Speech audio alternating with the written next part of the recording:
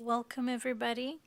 Calling the regular meeting for the Holyoke School Committee meeting to order at 6:29 on June 9th. Roll call, please. Mayor Garcia, Dr. Rivera Colon, Here. Mr. Sheehan, Present. Wave, Present. Ms. LeBron Martinez, Kenzie Williams, Mr. Izaza, Here. Mr. Willihan, Here. Mr. Collmore, Ms. Wilson. Present. Please all rise for the Pledge of Allegiance. I pledge allegiance to the flag of the United States of America and to the republic for which it stands, one nation, under God, indivisible, liberty and justice for all.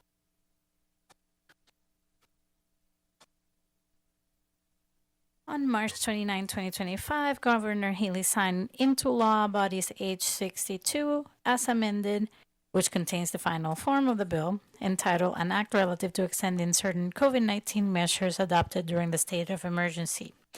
Of interest to all governmental public bodies in Massachusetts, the Act extends until June 2027 the authority for meetings of multiple member bodies to be held in an entirely remote or hybrid format. All public bodies may hold fully remote or hybrid meetings without the physical presence of a quorum of the public body, as long as the adequate alternative means of public access is also provided. Pursuant to Mass General Law, Chapter 38, Section 20, I'm hereby informing all attendees that a video and audio recording is being made of the meeting, and the meeting is being live streamed and run live on the city's community TV channel. On to one exciting agenda item, Student Showcase, Opportunity Academy.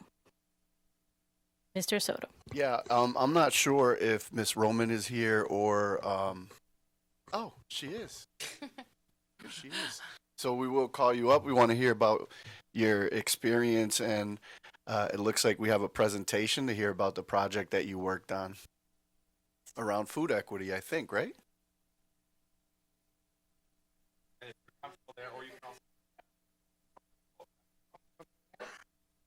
It's hard, the mic's already on even. Yeah. So Yes. lucky you.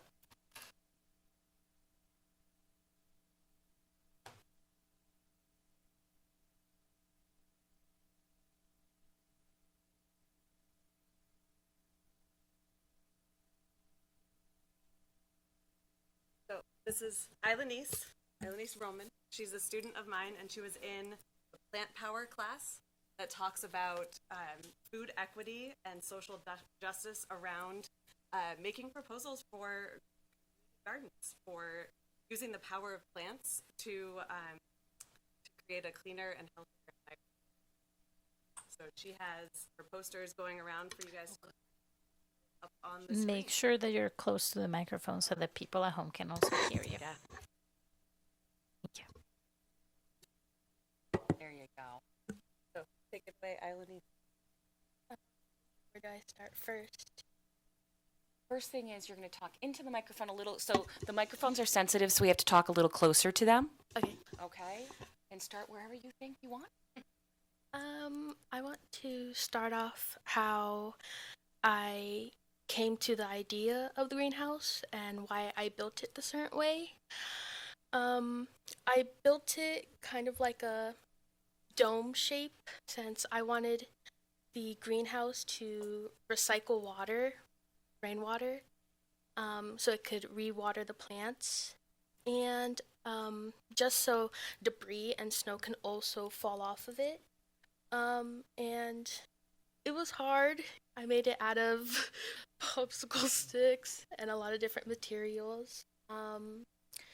The plants I grew in it was cornflower, strawberries, tomatoes, basil, and that was it. And they were thriving in there. And we also had a pond.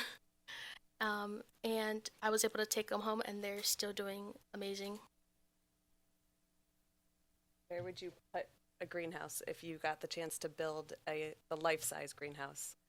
I would put it in my community, we have a garden, but I think a greenhouse would be an amazing addition to the garden.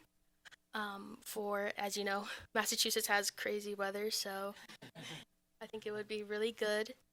And I just want to help my community with food, and just gardening makes people happy, so I think that could just be good for the kids. And there's a school nearby, so it could be a program for the kids as well.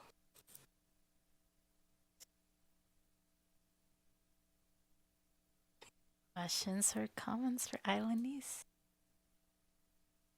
I'm still waiting for to where I can read it. I Oh, can't got it. enlarge it on mine. So thank you. This is so Mr. Sheehan.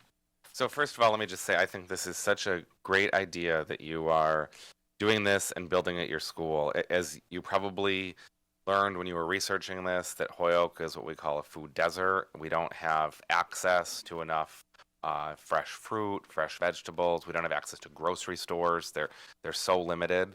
So it's really good that you're looking at this. And you probably did you grow things ever before, or when you were growing up, or was this like the first time you jumped in? And I've always been interested in animals and plants. The community garden, I grew a bunch, cucumbers, almost every plant. So I've always had an interest in plants, but this kind of thrived it again.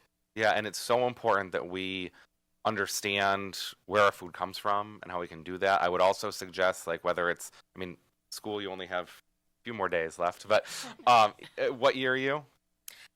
Dang. hard, right? Yep. So we're OA, so Yeah, we don't okay, so- necessarily define. Okay, will you be Yep. joining us next year again Yes. too? Yeah, okay. Yeah. So I would suggest that, I mean, out in Chicopee, Fruit Fair grocery store is undergoing a project where they're putting the greenhouses on the top of their grocery store. Did you go out there? We You're- took some students. Yep. So it's such a phenomenal project. I would suggest you take a look at that, and it's something that we as a city need those types of innovative ideas to solve our food desert issues, because we're not going to do it with the few grocery stores that we have in the areas. So I think it's so good and innovative that you're doing this, and partner in the future with places like Dean Technical and other schools, and bring those to some of the younger students. Because, I mean, I'm looking at the pictures of the greenhouse that you built, and I know that you kind of laughed, you made it with popsicle sticks and different things, but like, anyone could do this, and I think it's something that you prove that. So I think if you can partner with our elementary, if you and all of your classmates at OA could partner with elementary schools and our middle schools to teach them that, it would be such a good aspect, because it's so important. Like, and who doesn't want to grow strawberries? Yeah. I don't know what I do with corn flour, but I know what I could do with strawberries. Well, cone flour. Oh, cone flour. Okay, I don't know what I do with that either. Oh, those are just flour. I don't have a green thumb, but I can eat strawberries. Ms. LaFave. Very interesting, and your community, Bolden Village. Great community. I'm there every Saturday, by the way. Now, yes, you talked about food desert. You know, overall, it's really about, especially with people who lived on fixed incomes, as well as elderly as well in fixed income. When you're looking at fresh fruits and vegetables, they're very costly. So rather than buy, this was one of the things that I had argued about when they tried to take over the old, what was it, the fruit fair or fruit basket, whatever. It's right across the street from the Holyoke Health Center pharmacy pickup location. It used to be a old grocery store. And they were looking at bringing in just for fresh fruits. But what people don't stop to think about is when you're living on fixed income, and at that time, I also had left my professional career of nursing for personal reasons and went into what we call health and human services, becoming a parent support specialist. And so that really changed our lives. I wasn't going to pay 75 cents for one banana when I could pay a quarter for a bag of chips, right? And I can get 3 bags of chips, and that's what was going to feed my kids. So, but what you're doing is about creating stuff for the community that the community can get you know, it's kind of like, it's kind of for free at the end, but you're giving them the knowledge. And I know that we have some gardens across across Holyoke. I see it on Sargent Street. We've got them on Pine Street, Chestnut. It's all over, but bringing it to Bowdoin Village, that would be so amazing because there's so many kids there, you know? And I like the idea of bringing that to the schools because that's about that hands-on type of learning. And it's also about something that they're giving back to their community, not something where it's all about the books, but more so the hands-on and something that's going to be impactful. Thank you.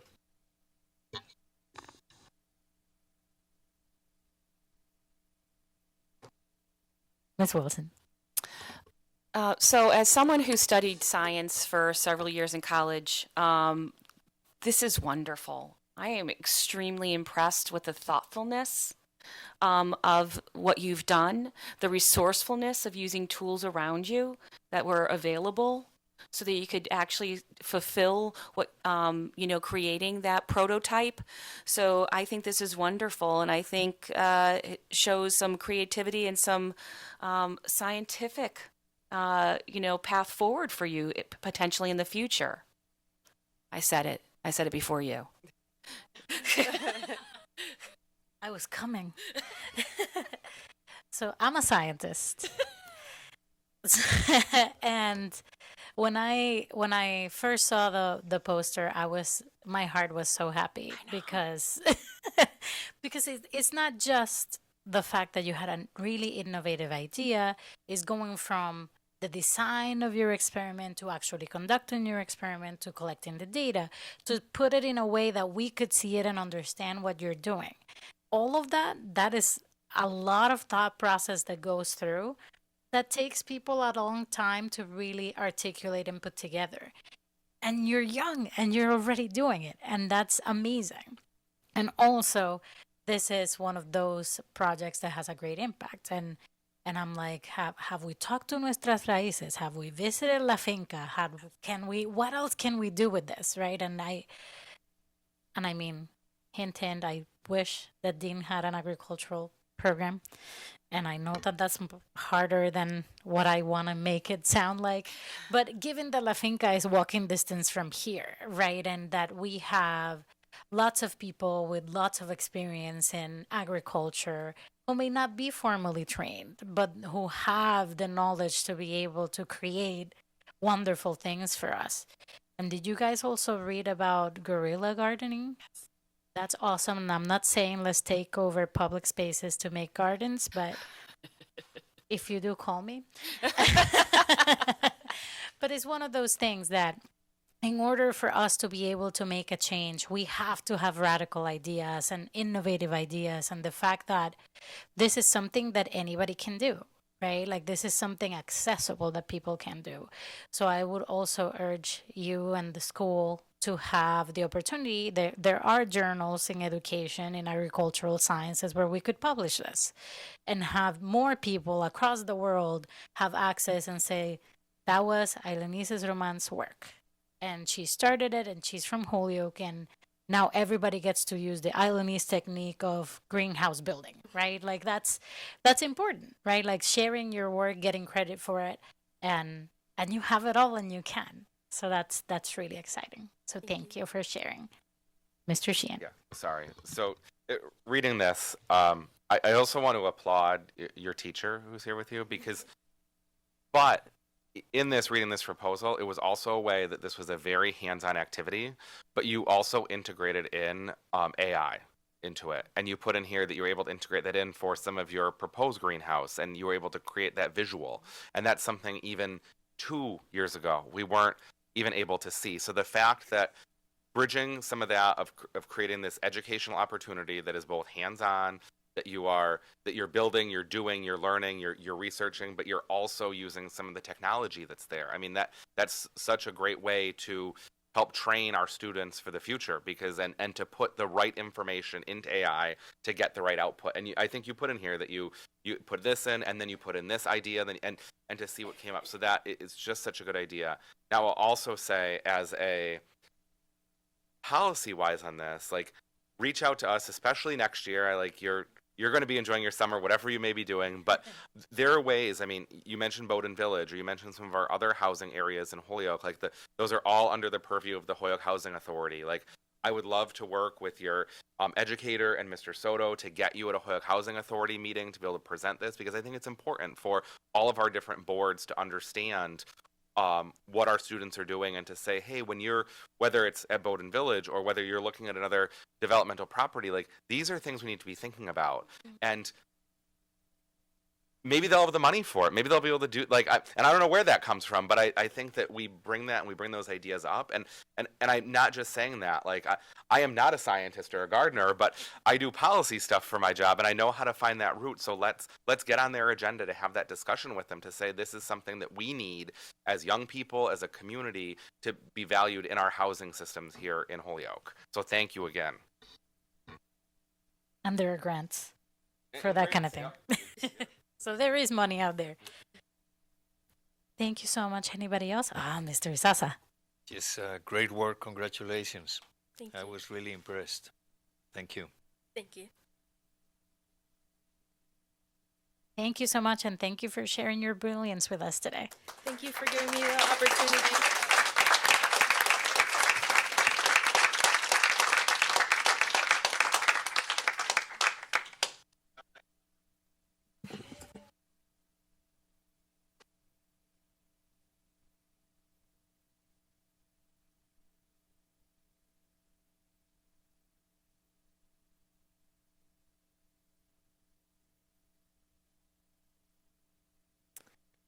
Thank you so much. Next item on the agenda is public comment. And hold on.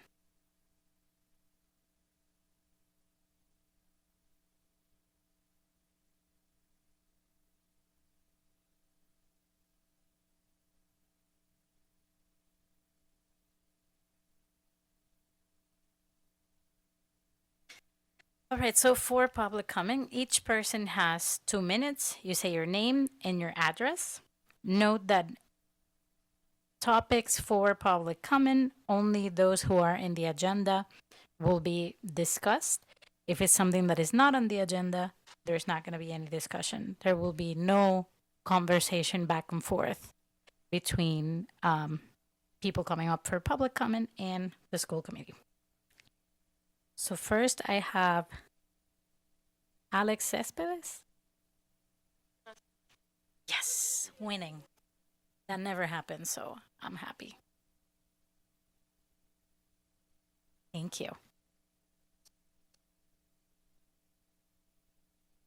Hi, my name is Alex Cespedes. I use they, them pronouns. I live on 13 Field Avenue, Holyoke, and I am a 5th grade science and social studies teacher. At the last HTA bargaining session, Dave Connolly, the lawyer representing HPS, said he was fine with the status quo and the current contract. The situation is dire in our district. Close to 30% turnover, educators with less and less professional experience, the loss of consistent educators in our classrooms.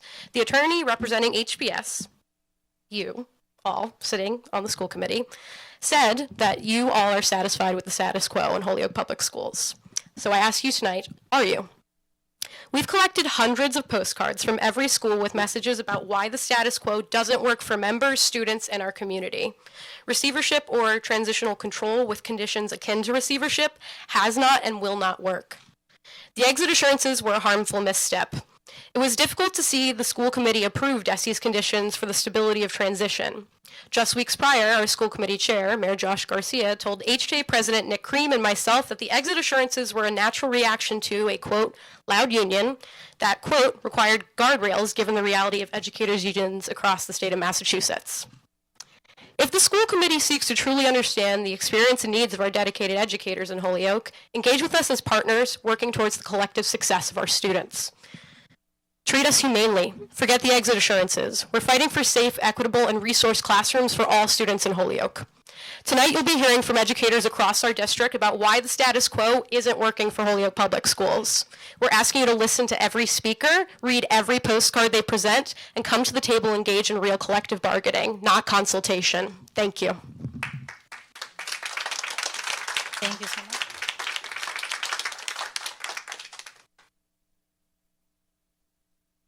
Is this chart for us to keep as public record? Okay, so you collect it at the end. Sorry. Next up, we have Anthony Zerpoli.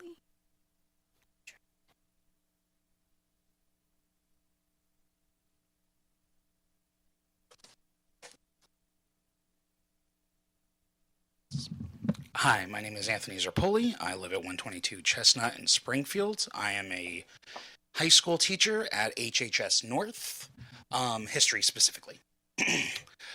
So some of you may remember me. I was here a couple months ago talking about data.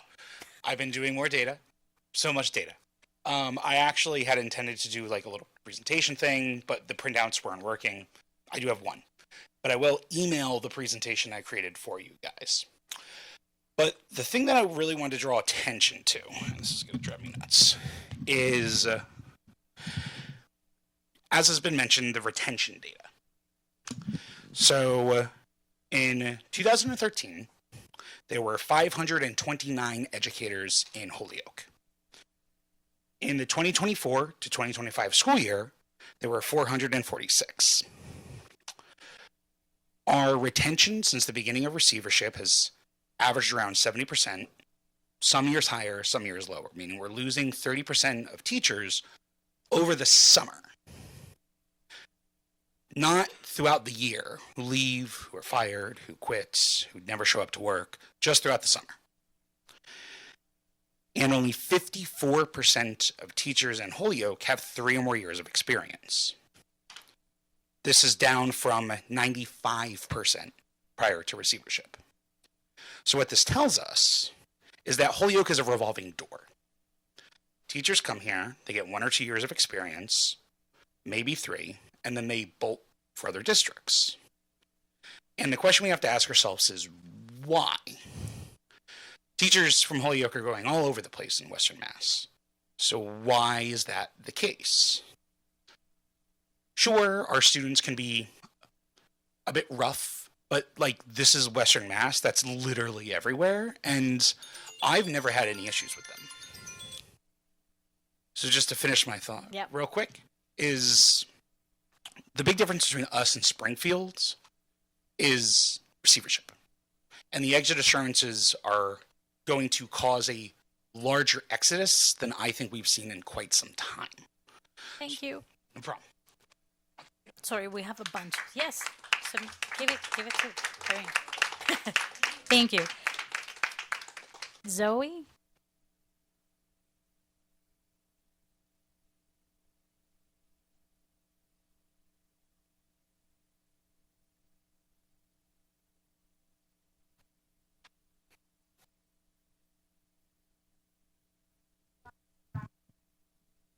Yeah. We'll send them electronically to everybody. Hello, I'm Zoe Brazzo. I live at 74 Pearl Street in Holyoke, and I'm a 6th grade social studies teacher at Sullivan Middle School. In response to a common sense sick leave proposal that would front load time off rather than have employees earn the human right of sick leave once every month, educators were told that the district is happy with the status quo. As an HPS alum, I have witnessed every step of receivership. When I was in the 8th grade as a student at Ian White, representatives from the state came and observed my math classroom while they were deciding whether or not Holyoke would go under receivership.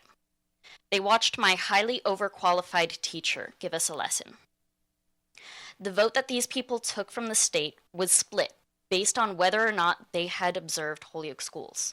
Those that saw our schools voted against receivership, and those that only saw our test scores from a computer in Boston voted for receivership. This teacher and her spouse were among the first to leave Holyoke due to receivership. Both had doctorates in math, were respected by colleagues, and loved by students. We have continued to see this turnover since, and students have had little consistency over their education for the past 10 years.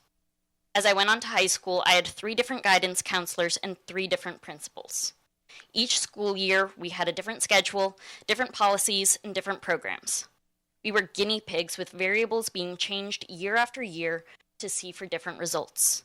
and what they tested for changed just as often as these variables. Also, that higher ups could show what changes they made to us in their interview to lead another district. As a current educator, my school is both over capacity and understaffed. Everyone's question to each other at the end of the year is, are you staying? Without a fair contract, that answer is all too often no. We've been looked at as unreasonable for asking for safe classrooms, consistent policies, competitive pay scale, and time off. We are not unreasonable, we are tired.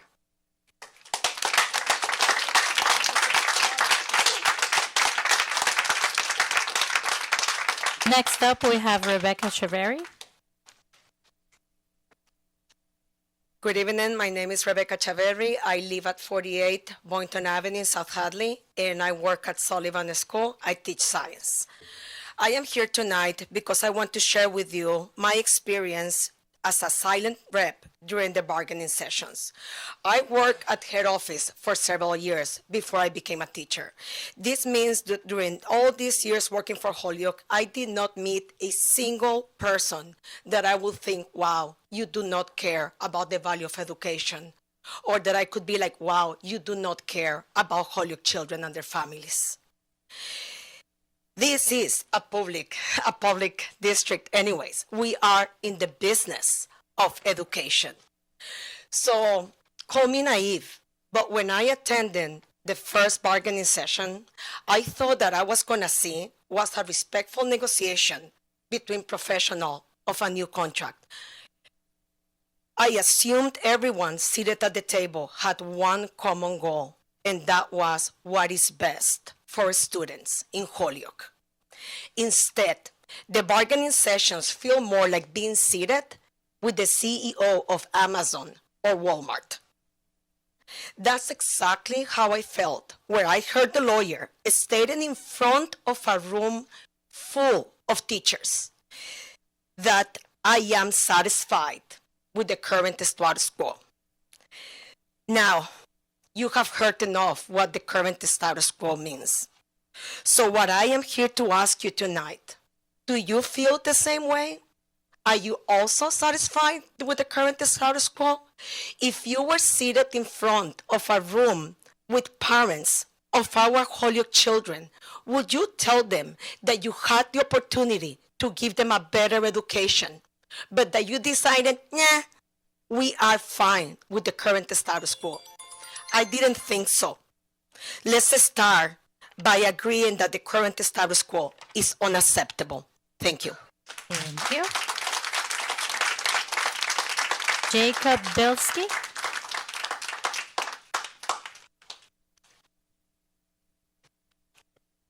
Who do I give this to?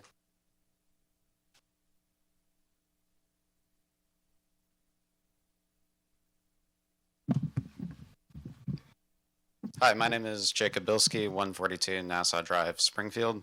I teach social studies off a cart at Metcalf Middle School. I'm a first-year social studies teacher. It's my first time as a full-time teacher in general, and it was a tough year, especially not having a classroom of my own. Part of why I'm sticking it out here in Holyoke is that next year I'll be in a new building over at the new Peck Middle School, and I'll finally have a homeroom with enough room for all the books that I went out and bought so that my students had books to read in social studies class and had a library, which they don't at Metcalf. So I do see a lot of good things in Holyoke, which is why I'm convinced to stay here in Holyoke as a teacher. But at the same time, there's a lot of troubling things that I see in the building. Our 7th grade hasn't had an inclusion teacher for special ed all year. My ELD teacher on my 8th grade team is covering ELA for the 2nd year in a row. Because 2 years in a row, the 8th grade at Metcalf has lost its English teachers. We lost an experienced art teacher, well-liked by the kids, to another district very early in the year. And then just as a first-year teacher, it's troubling to see assault leave denials constantly happening in the district when educators are injured at work. Our students are often high needs, even the ones without IEPs or the ones who aren't English language learners. But we're expected to teach 25, 26 of them at a time. it's very difficult to meet kids' needs. Like I had to explain how to copy and paste things during a research project that I'm doing with the kids in social studies.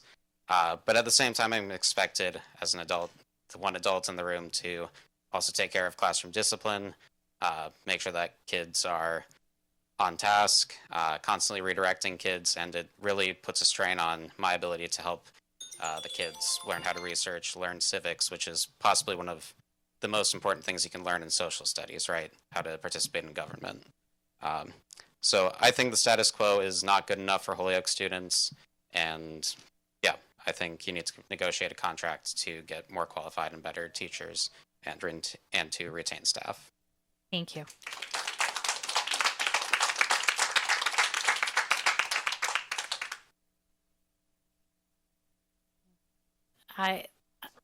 Yes, it does. And I'm, public comment, guys, write legibly. I have to read this for the first time. Thank you. So please, you're gonna say your name, so that's good.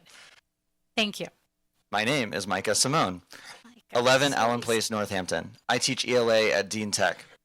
I've spent a lot of time recently thinking about why all of you would decide to vote in favor of the exit assurances when they disproportionately impact our collective bargaining rights. It's almost as if you haven't been listening to us when we've been telling you that we are bargaining for the things that are going to help keep us here, in front of the students year after year, continually improving our craft. Then I remembered that everyone here is bringing their own experiences into this. I thought maybe you all, the school committee members of Holyoke, are thinking about your own experiences in school. Maybe when you see us, you are thinking about that second grade teacher who dumped your desk on the ground. Maybe you're looking at us and wishing you could have someone better, that teachers are bad and that you need to protect the kids from us. The problem is you need to stop thinking in terms of individuals and start thinking about systems. You create the system that allows us to be the best we can be or that makes us want to go somewhere else. All of us have harmed students, that's true. And all of us have helped many, many, many more. The fact is that the longer we're here, the more we become the teachers who do the best job possible. There are no perfect teachers riding in to save the day. Every new teacher you hire is likely to have less experience than the ones they are replacing. We are who the students have and who they need. Please start coming to bargaining. Please tell your bargaining team to believe that we are on the same side as the students. Please stop doing what they tell you to do. Thank you.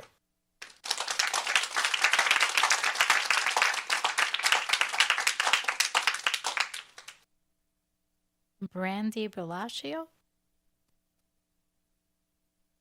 Bellachico. Hello, my name is Brandy Bellachico. I'm a teacher, 10 Smith Street, South Hadley. I'm a teacher with Holyoke Public Schools and a foster parent of a student at Holyoke Public Schools. Last time I was here, I shared that my foster daughter has had 8 special education teachers in 5 years, including last year when she had no special education teacher. And I'm here today because apparently that status quo is acceptable to you. Our average rate of teacher-educator turnover is about 30% every year. Dr. Cologne, you said something earlier that was so powerful, I had to change my little bit here. You said, in order to make a change, we have to have radical ideas. I don't think I'm even asking anything radical right now, but I would like us to take the remainder of my time to silently think if this status quo is really acceptable to you.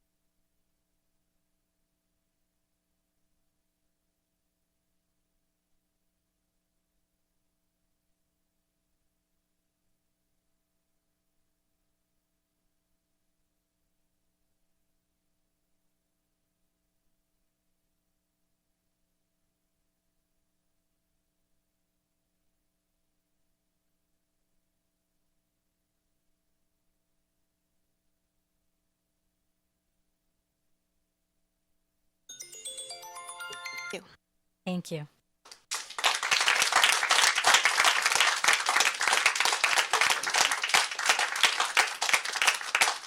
Maria Perez.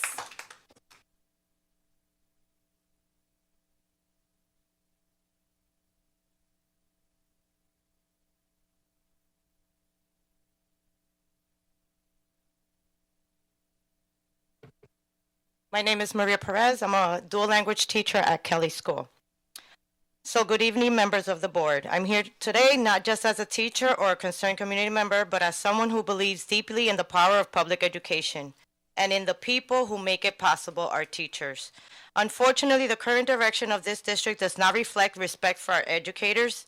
Decisions are too often made without meaningful teacher input, workloads continue to grow without adequate support, and compensation fails to reflect the value and difficulty of the work we do every single day. This isn't just a matter of morale. It's a matter of sustainability. When talented teachers are burnt out, ignored, or pushed out, our students lose. And when the district maintains a status quo that disregards teachers' voices, we send a clear message that expertise in education doesn't matter. I'm asking you to change course, to recognize that respect is not just about tone, it's about action. That includes fair wages, transparent communication, and involving teachers as partners in shaping policy, not afterthoughts. We want to work with you, but that requires a system that values us. I also want to share, I've been in the district pretty long, and I see many students who are in first, second, third grade being taught by paraprofessionals because there's no teachers applying to our district, which is really sad. And these are like very crucial grades for our kids to learn to read. This is when they start falling behind because they don't have a professional in front of them teaching how to read, teaching them how to read, teaching them math, teaching them the skills that they need for the future years. But yet we keep passing these kids on. That is the status quo. And I ask you guys, are you all satisfied with this status quo? Thank you.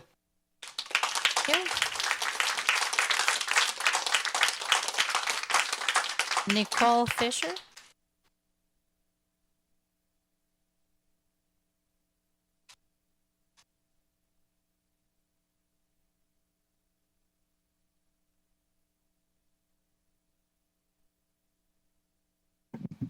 Hi, I'm Nicole Coughlin. I live at 111 Hamden Road in East Longmeadow.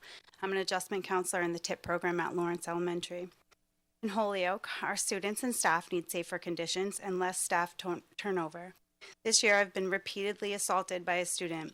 In January, I received 3 stitches, 2 black eyes, a swollen nose, and numbness in my face that I'm still dealing with. I was out for 3.5 weeks. I also have a scar for the rest of my life on my face. Since returning, nothing has changed, and I continue to get hurt by this student. Just today, I was punched in the stomach by him, and tomorrow, I'll go back and do it all over again. It's a cry for help from him. It's a cry for help for all of our students. Our children and our educators need help. The first day back in August is always interesting because the sea of staff always looks very different. I don't know about you, but I know that I'm not okay with this being the status quo. We have a great opportunity right now to make necessary changes. I love Holyoke. I want to stay in Holyoke, but I can't do another year like this. Please help us improve things. Thank you.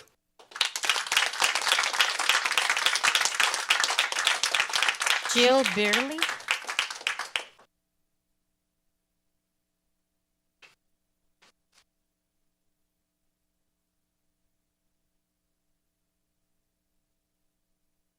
Thank you. My name is Jill Beerley. I live at 222 Federal Street, Belchertown. I've been a teacher in Holyoke at Opportunity Academy for 4 years. I love OA, and OA is divergent. It is anything but the status quo. It is, and it gets me emotional, those students, like you saw tonight, are doing things that are great. The AI that you saw Ilanese create, she created on a Chromebook that is older than, has been there longer than me. It no longer supports Google. It is not working. So I can go in there on a day that I have an AI lesson planned, a technology lesson planned, and I will have to fall back and regroup or let them use my computer. My students face so many challenges, and I would like to give them all of these opportunities to learn how to present to all of you. And I don't always feel like I have the supports that we need. So many of our students come in who have IEPs, and we are told when they come to OA that they will not get their pull-out services anymore because they can't come to OA because we are on Maple Street. Moving to Metcalf. I have students who have taken the MCAS 4 or 5 times to sit with them and to help them learn the study techniques that they need. I love to do that, but it is frustrating to them to not have what they need. I am one of 6 teachers at OA. We haven't had a social studies teacher for 2 years. He left and went to another job. I am the science teacher because I went and graduated this year with a master's in teaching from Mount Holyoke and took the MTELs to be a science teacher. I did not come to OA to do that. I came to be the online programs manager, and I saw the need, and that's what I did. So thank you. Thank you. Gary Enright.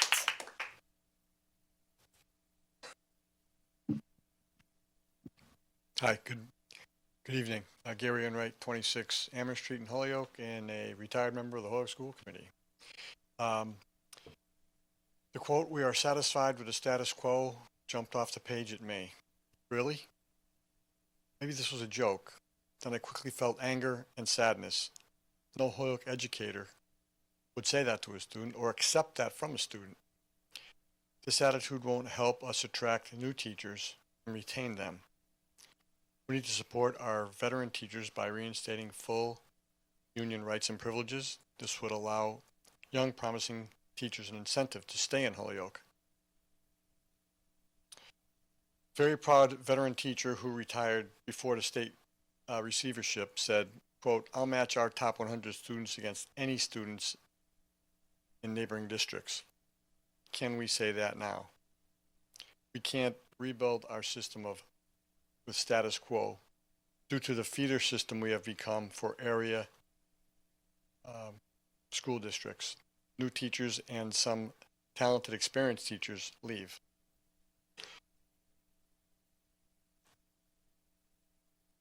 To me, let's see, my daughter, who I believe will be speaking next, told me about a story when she asked her students today to clean up a few minutes early because she had something to tell them today. One student said, quote, "So you're not coming back next year?" My daughter is. And the student did not expect that her students would be coming back, as it happened to her so often. Status quo will continue to weaken our district. And I feel like settling for this would be shameful on our parts. Thank you.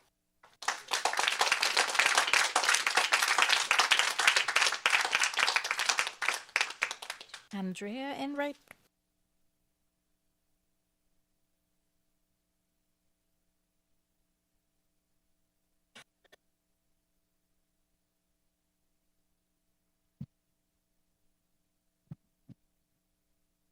Andrea Enright, 6 Arbor Way in Holyoke. I am a teacher at McMahon and the basketball coach at Holyoke High School.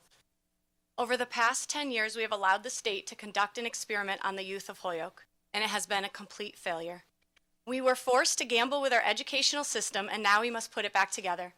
We have become a training program for new teachers who then leave after 1 to 3 years and use their experience in Holyoke in other places. Administrators in other districts love hiring former Holyoke teachers. Holyoke Public Schools must attract, train, and most importantly, retain strong teachers. We cannot achieve this without the school committee vocally and visibly on our side. I have been an HPS teacher for the past 15 years. Over the 10 years of receivership, I have seen many incredible educators leave, teachers that Holyoke will never get back. Recently, I've had the experience of looping, going from 3rd grade to 4th, and having many of the same students. These students were in a less than ideal situation in third grade with adults who are not certified experienced teachers. They will never get that year back. A year that was chaotic and at times an unsafe environment. Students were dysregulated for much of the school day, which made it very difficult for them to learn and receive the supports that they needed to be successful. Merely a year later, with a strong team of teachers, these students flourished. I cannot even begin to tell you the change I have seen in those students. They became enthusiastic learners, were more reflective and empathetic, and began to hold themselves accountable, something that they learned from their teachers. It is amazing what our students can achieve as learners and as people when they have a strong teacher in every single class.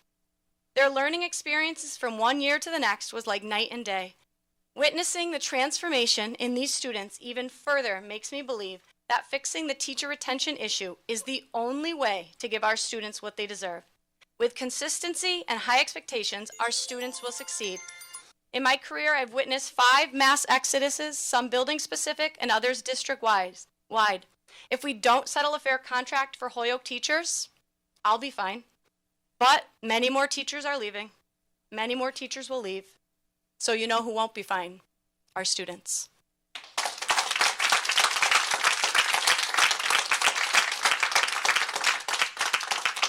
Lori Hessler? Loey. Hi, it's Loey. Can I just start? Yes. Yeah, Loey Hassler, 50 Phillips Place. I'm a first grade teacher at McMahon. So in a conversation with our union leaders about our low teacher retention, our mayor said, "Our city is resilient, we will get through it." And that response has sat with me for many months as I look into the eyes of my resilient first graders every single day. Because here's the thing, I don't think that they should have to be resilient at all. I think that our children should be joyful. I think that our children should be safe. I think that our children should be happy and excited to be at school. I think their challenges should come from being asked to write an extra sentence or an extra paragraph. I think their challenges should come from being required to show their work or being given scientific problems that stump them. This is a district where many children are born with resiliency already required of them due to income or family makeup or language access.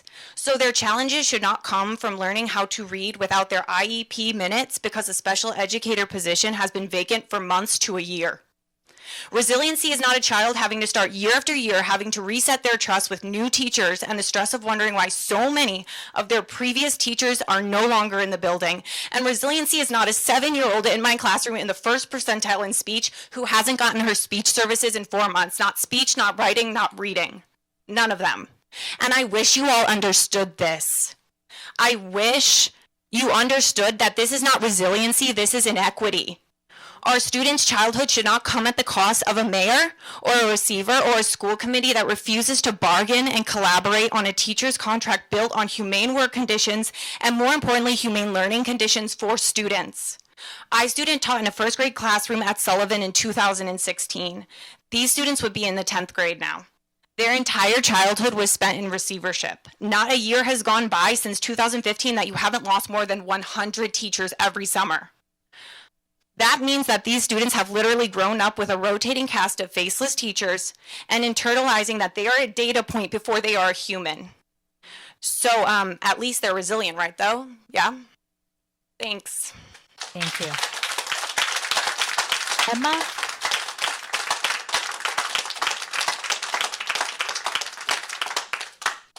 Emma, and I can't really read the last name. So. Josa. See, and that one was one that I could say. Thank you. Good afternoon. My name is Emma Josat, 44 St. Colby Drive, Holyoke. I'm a reading interventionist at Sullivan. I've been a teacher there and in Holyoke for 5 years. I started working in this district through Teach for America, which is a 2-year program. Those 2 years were hard. Curricula were ineffective or non-existent. Students had significant foundational learning gaps, and I watched experienced educators exit in droves. But I decided to continue my employment in HPS, not in spite of these challenges, but because of them. It's not that I thought I had some magic ability or cure-all to address these challenges. I continued because I wanted to become a better teacher, to address the problems, and I knew that when educators stay and are given support, progress can be made and school culture can be built. Maybe the decades of systemic inequity that has led to high levels of academic and social emotional needs, like all of my middle school students who have somehow matriculated while still reading at a second grade level, can begin to be undone. We need a contract that will support teachers both in their first years and as they continue in our district. One that honors their commitment to our community, and one that equips us to actually make change. Proposals like ensuring that classrooms are safe and staffed, that students receive the services and help they need, that PD is high quality and relevant, and that educators have the time they need to balance their work and personal life can support this. Juntos podemos. So let's actually work together. Thank you.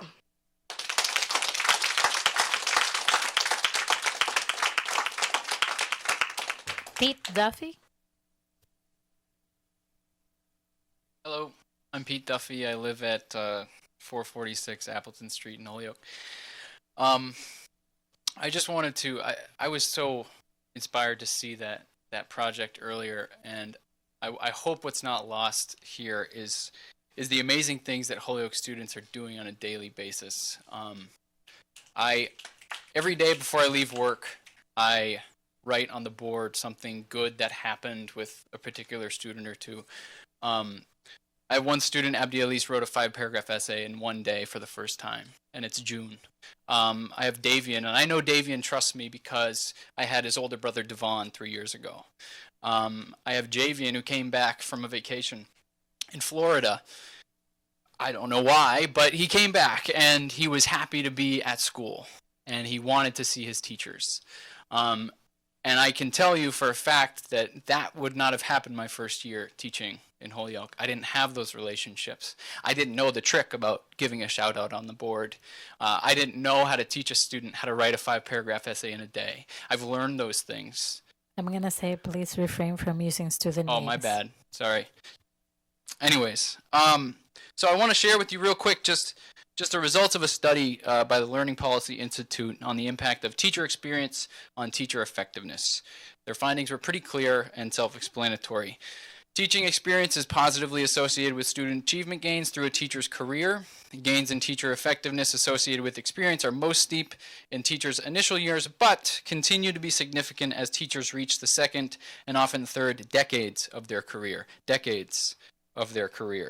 As teachers gain experience, their students not only learn more as measured by standardized tests, they are also more likely to do better on other measures of success, such as school attendance. We've heard the numbers about the status quo, but I do want us to think about that question again. If the people who elected you, the parents of our students, were sitting in front of you and you said you were not okay with the status quo, would they be satisfied with that answer? Thanks. Lindsay Slavish.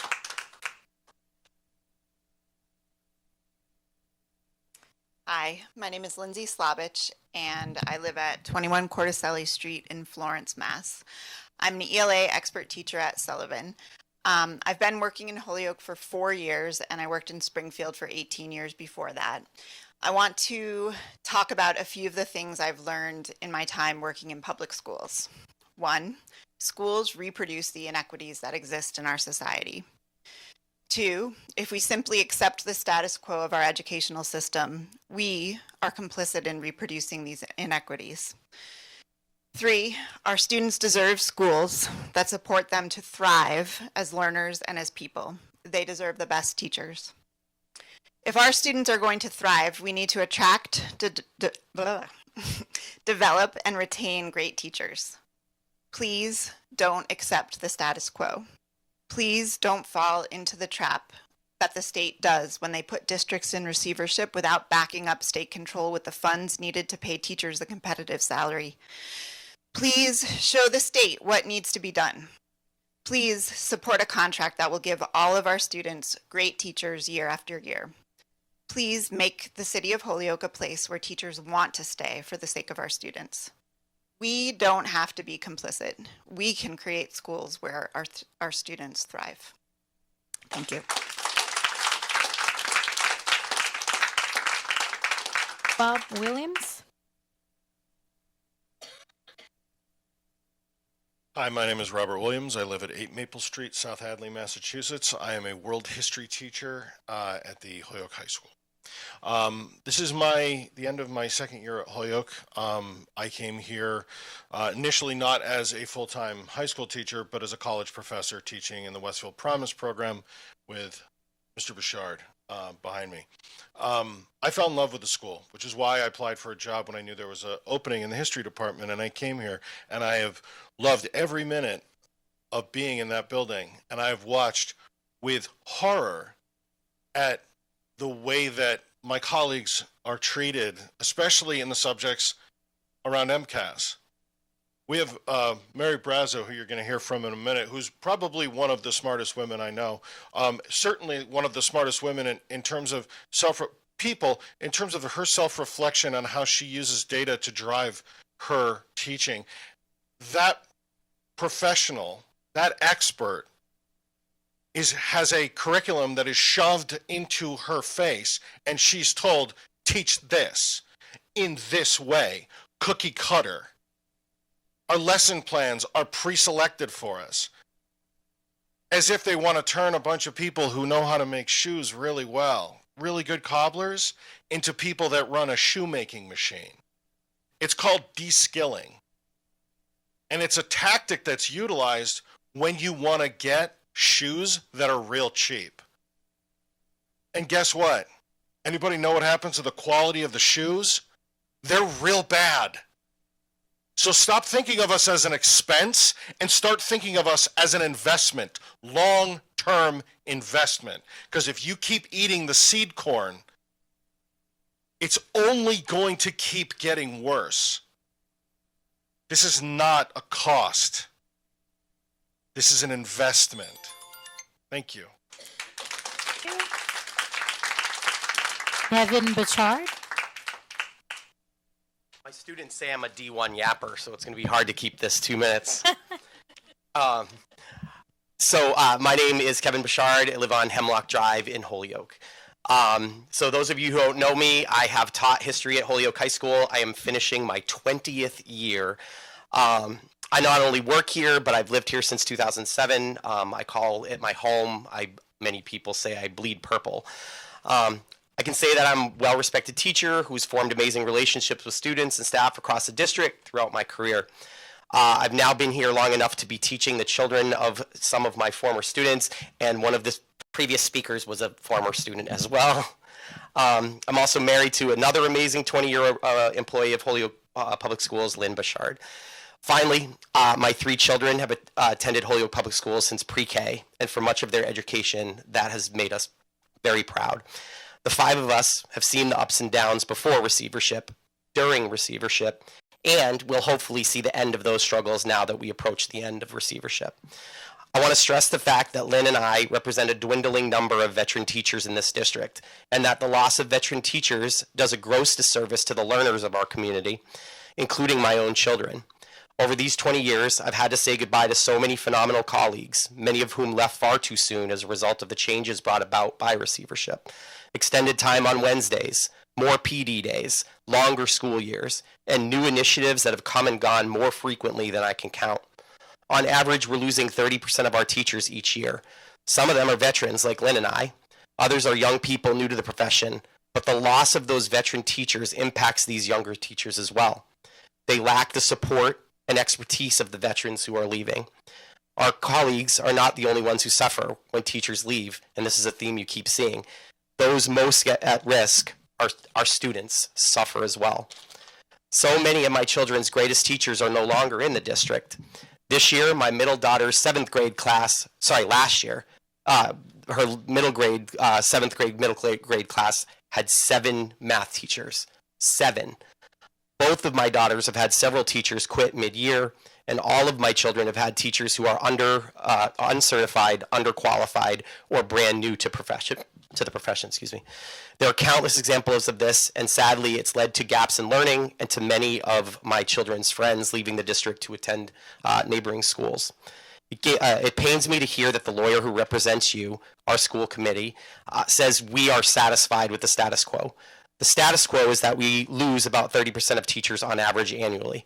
That means only about 70% of our teachers stay at the end of the year. Percentage-wise, that's a C minus. As teachers, we're asked at all times to raise the bar for our students.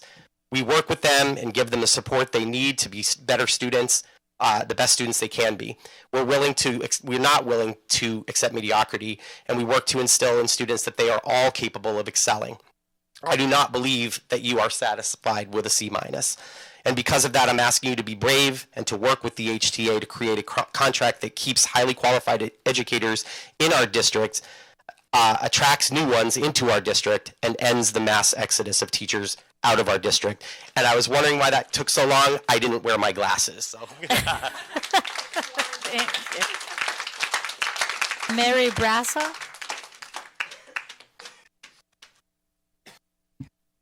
Good evening. I'm Mary Brazo. I also live at 74 Pearl Street. I was the department head of English for 2 years, and I have been a 10th grade team lead since they began that job in 2018. My focus has always been literacy and joy in my classroom. My star reading data this year suggests while reading levels are going up, students' mastery of literature is decreasing, specifically RL 7 and 9, and especially 10, integration of ideas. Students are missing the culmination of our standards. It is that culmination that allows them to handle both the information and literary texts so intrinsic to a robust education. The forced focus on informational texts and constant changes are hurting students. My team collaborated around ways literacy and numeracy can be supported in biology and history and electives. When allowed to work together with focus, writing across our academy improved. The status quo is not working because every time a district response requires a new initiative and new data collection method, we lose ground on the work we have started. Administration's turnover has also only been around 75 to 80%, limiting their ability to remind the district of plans already made that are working or have potential. We need a strong contract that reduces our 30% turnover rate. Keeping trained teachers with expertise will support our students. And we need our expertise recognized and acknowledged. We need thoughtful plans from the district that are as student-centered as our dedicated teachers. The status quo is not acceptable. Thank you. Noah Berman.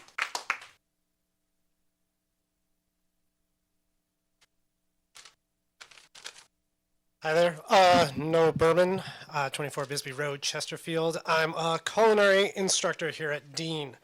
I actively sought out to work in HPS, and my story starts with my time living in Puerto Rico, Vieques specifically, for about 7 years, past the hurricanes and all of that. And I chose to come work here to give back to a community that gave me so much in my time there. I think a lot of teachers can agree with this. I wear many hats here at Dean. But one of them is I work on the graduation senior team for the last several years. And so first I just want to extend a thank you to you all. For the last couple years, I've been told to put out chairs for school committee, and largely those chairs have gone unused until this year.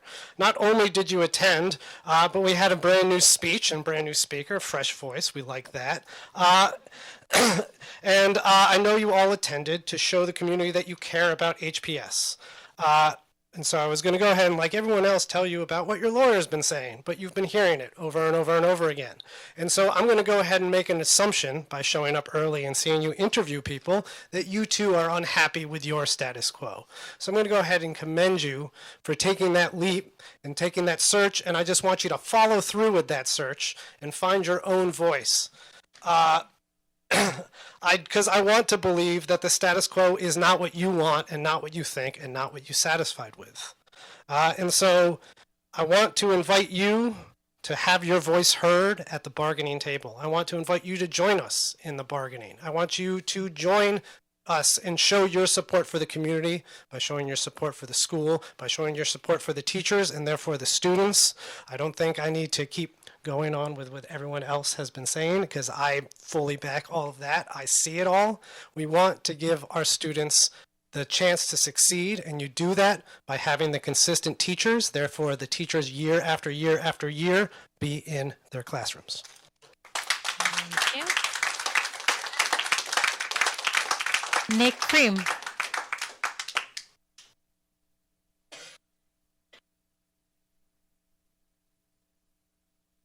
Hi, my name is Nick Cream. I live at 7 Warner Street in South Hadley. I'm an ethnic studies teacher at Dean Tech and president of the Holyoke Teachers Association.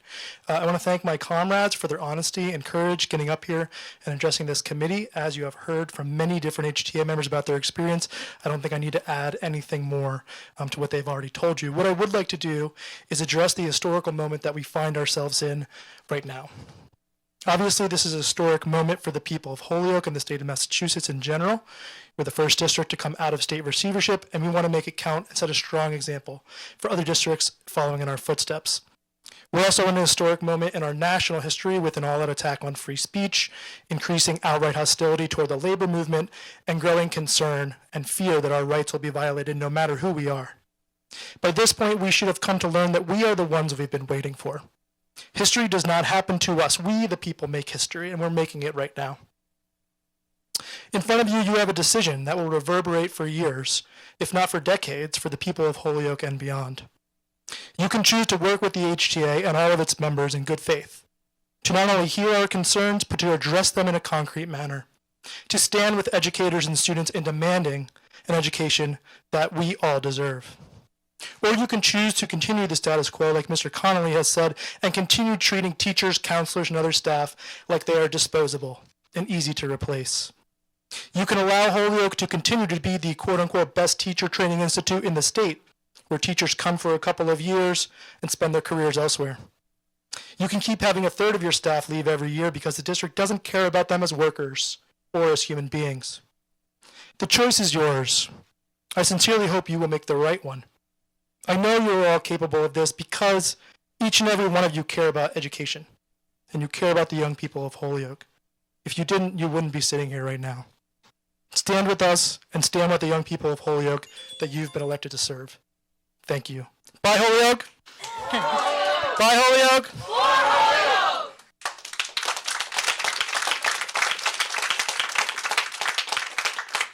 Thank you so much. That is the end of our public comment. Moving on to our next topic, we have communications and reports, student reports. Nope.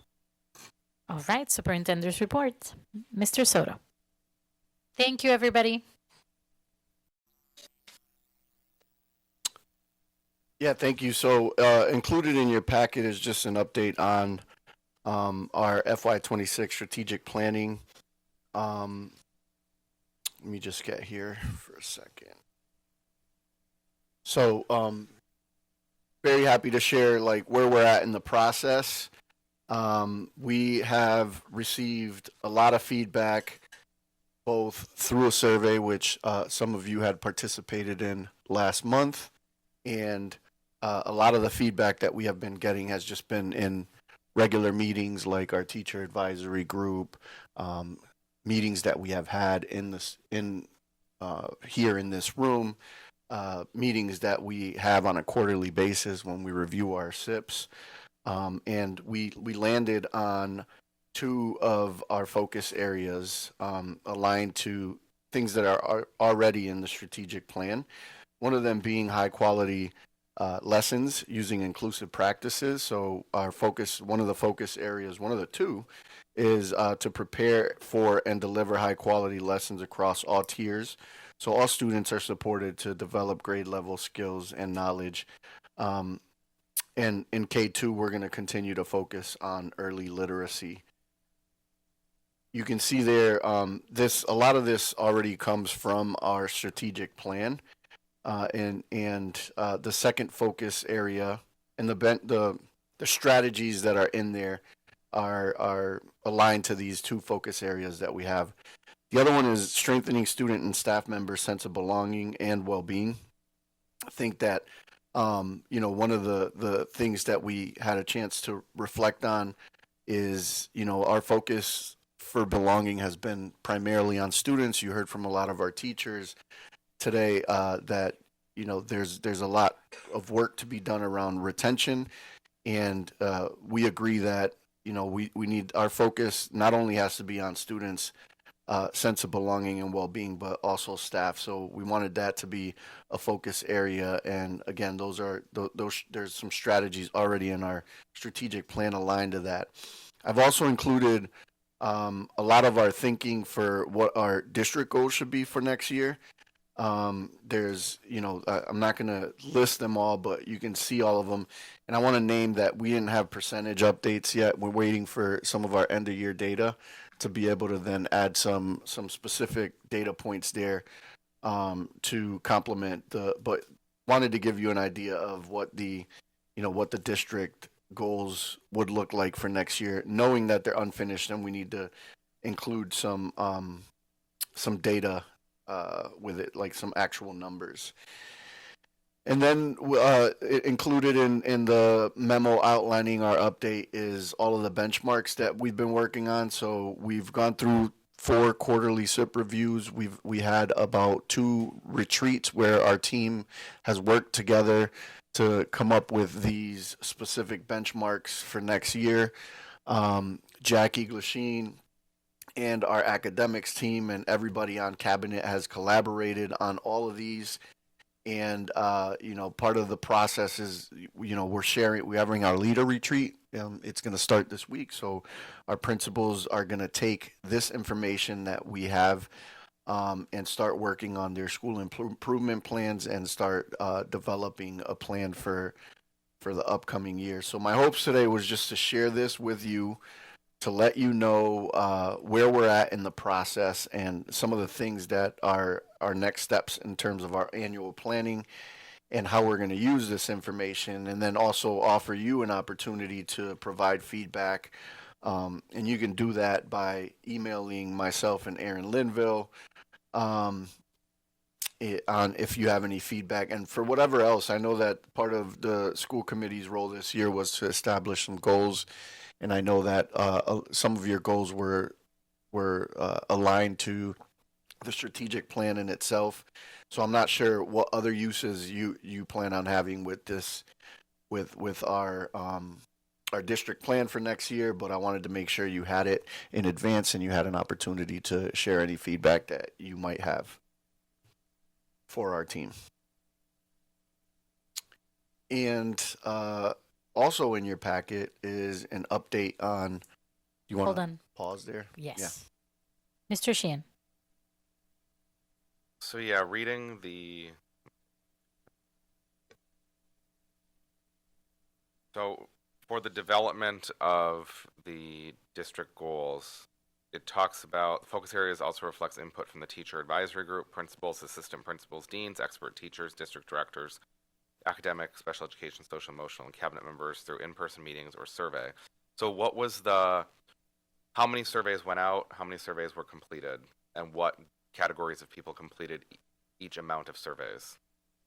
And what was the school distribution on those?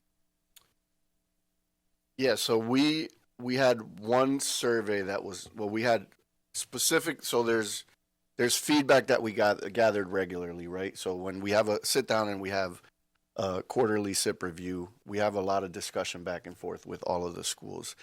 And those, I don't have a ton of data around all the talking points that came out, but there's definitely some themes that have emerged that led us to what our focus area needs to be, both in the upcoming quarter and for next year. We've also, but in terms of the survey that went out, I'm not. I don't have the numbers in front of me, but Jackie, if you can. And what did it ask?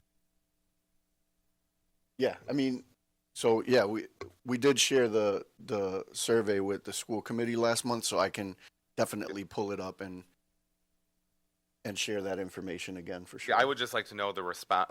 I mean, so it says the in-person meetings or a survey. So if you had an in-person meeting, was there not a survey? There were both. So so one person would have completed both? No, so what I mean by in-person meetings is that there's several opportunities for us to get feedback around how things are going, and sometimes that feedback isn't necessarily like, hey, we're looking to get feedback for next year. Can you give us feedback on that? It's we're working on our SIP plan. Here's data that we have for this year. Here's what you're going to work on for the upcoming quarter, and then a lot of those interactions with staff, some even with families when they come in either to file a complaint or to have discussions around their child's experiences, some of the feedback that we get from there isn't necessarily feedback that we were looking for as part of our annual planning, but we do definitely incorporate, those experiences into our annual planning. But I will, so I'm talking about a wide range of meetings that have happened, not specifically to get feedback for our strategic plan in the upcoming year, but just throughout the entire year. But we did have the survey that went out over a month ago, and I can get you all statistics on like how many people filled out and. Right. So what exactly was the sample? Like, what did you get for a sample of returns on that survey? Well, we can wait. I mean, it's probably done. Is it done through Panorama? It was done through Google Forms. Okay. I mean, we should be able to pull that up. So what was the actual sample size? So that particular, hold on, let me see this.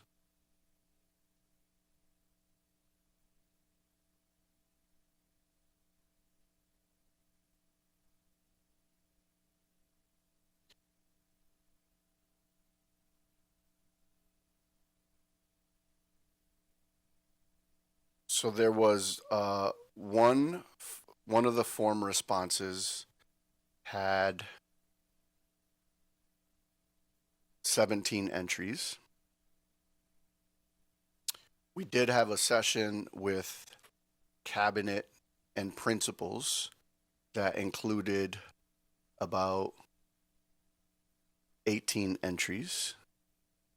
And then we had a meeting with TAG where we just summarized our notes and the conversation, teacher advisory group. So I can, I guess one of the things that I can do is put together a greater summary on the. Well, so I'm reading this and it says the focus areas reflect input from teacher advisory group, principals, assistant principals, deans, expert teachers, district directors, which include academic, special education, social, emotional, cabinet members through in-person meetings or a survey. So of all of those groups, we had 17 entries and then 18 at another point, which makes cabinet and principals, which is probably the entire cabinet and principals, right? Yeah, I think so. Like the harder thing to aggregate, Devin, is like those. Mr. Sheehan. Sorry, you're in a public meeting. Mr. Sheehan. The harder thing that I don't have, I know we don't have aggregated, is those in-person meetings that we have had. The one thing that we can aggregate is the number of responses on that specific survey that we sent out. But what I wanted to reiterate was that it wasn't just a survey that we used to develop our annual plan. It was our interactions and our quarterly SIP reviews, our interactions on a day-to-day basis with families and what we hear, our interactions at, the student retreat, for example, where we had, 70 students attend, and the interactions that I have had with our student cabinet. So it's a lot of those interactions that we don't have like summarized in terms of the number of feedback sessions that we've had that will be harder to aggregate. So, I mean, and if I may, I'm challenged that we listed all these groups and we have 17 surveys from those groups that come in. Also, the fact that we don't actually have I'm not hearing any type of data collection model from these meetings that are going on. I mean, I don't understand how this data is being collected with fidelity if there's just meetings. Like, what do we, like, if you're doing a student summit or you're doing these meetings, is there an exit survey that people are filling out? Is that or is this just how you feel or how whoever, how are we calibrating the people and having adequate calibration amongst the people who are collecting this data? I'm seeing where this stuff comes out here, and okay, it looks good to me, but I'm not understanding the data collection model used and how there's only 17 surveys in a Google form that went out to how many people? Like, how many people got this survey? How many people was this survey sent to that we only got 17 responses? Yeah, I can aggregate that data. But how for many sure. people got the survey? Do we know, Jackie, who exactly the surveys was sent to?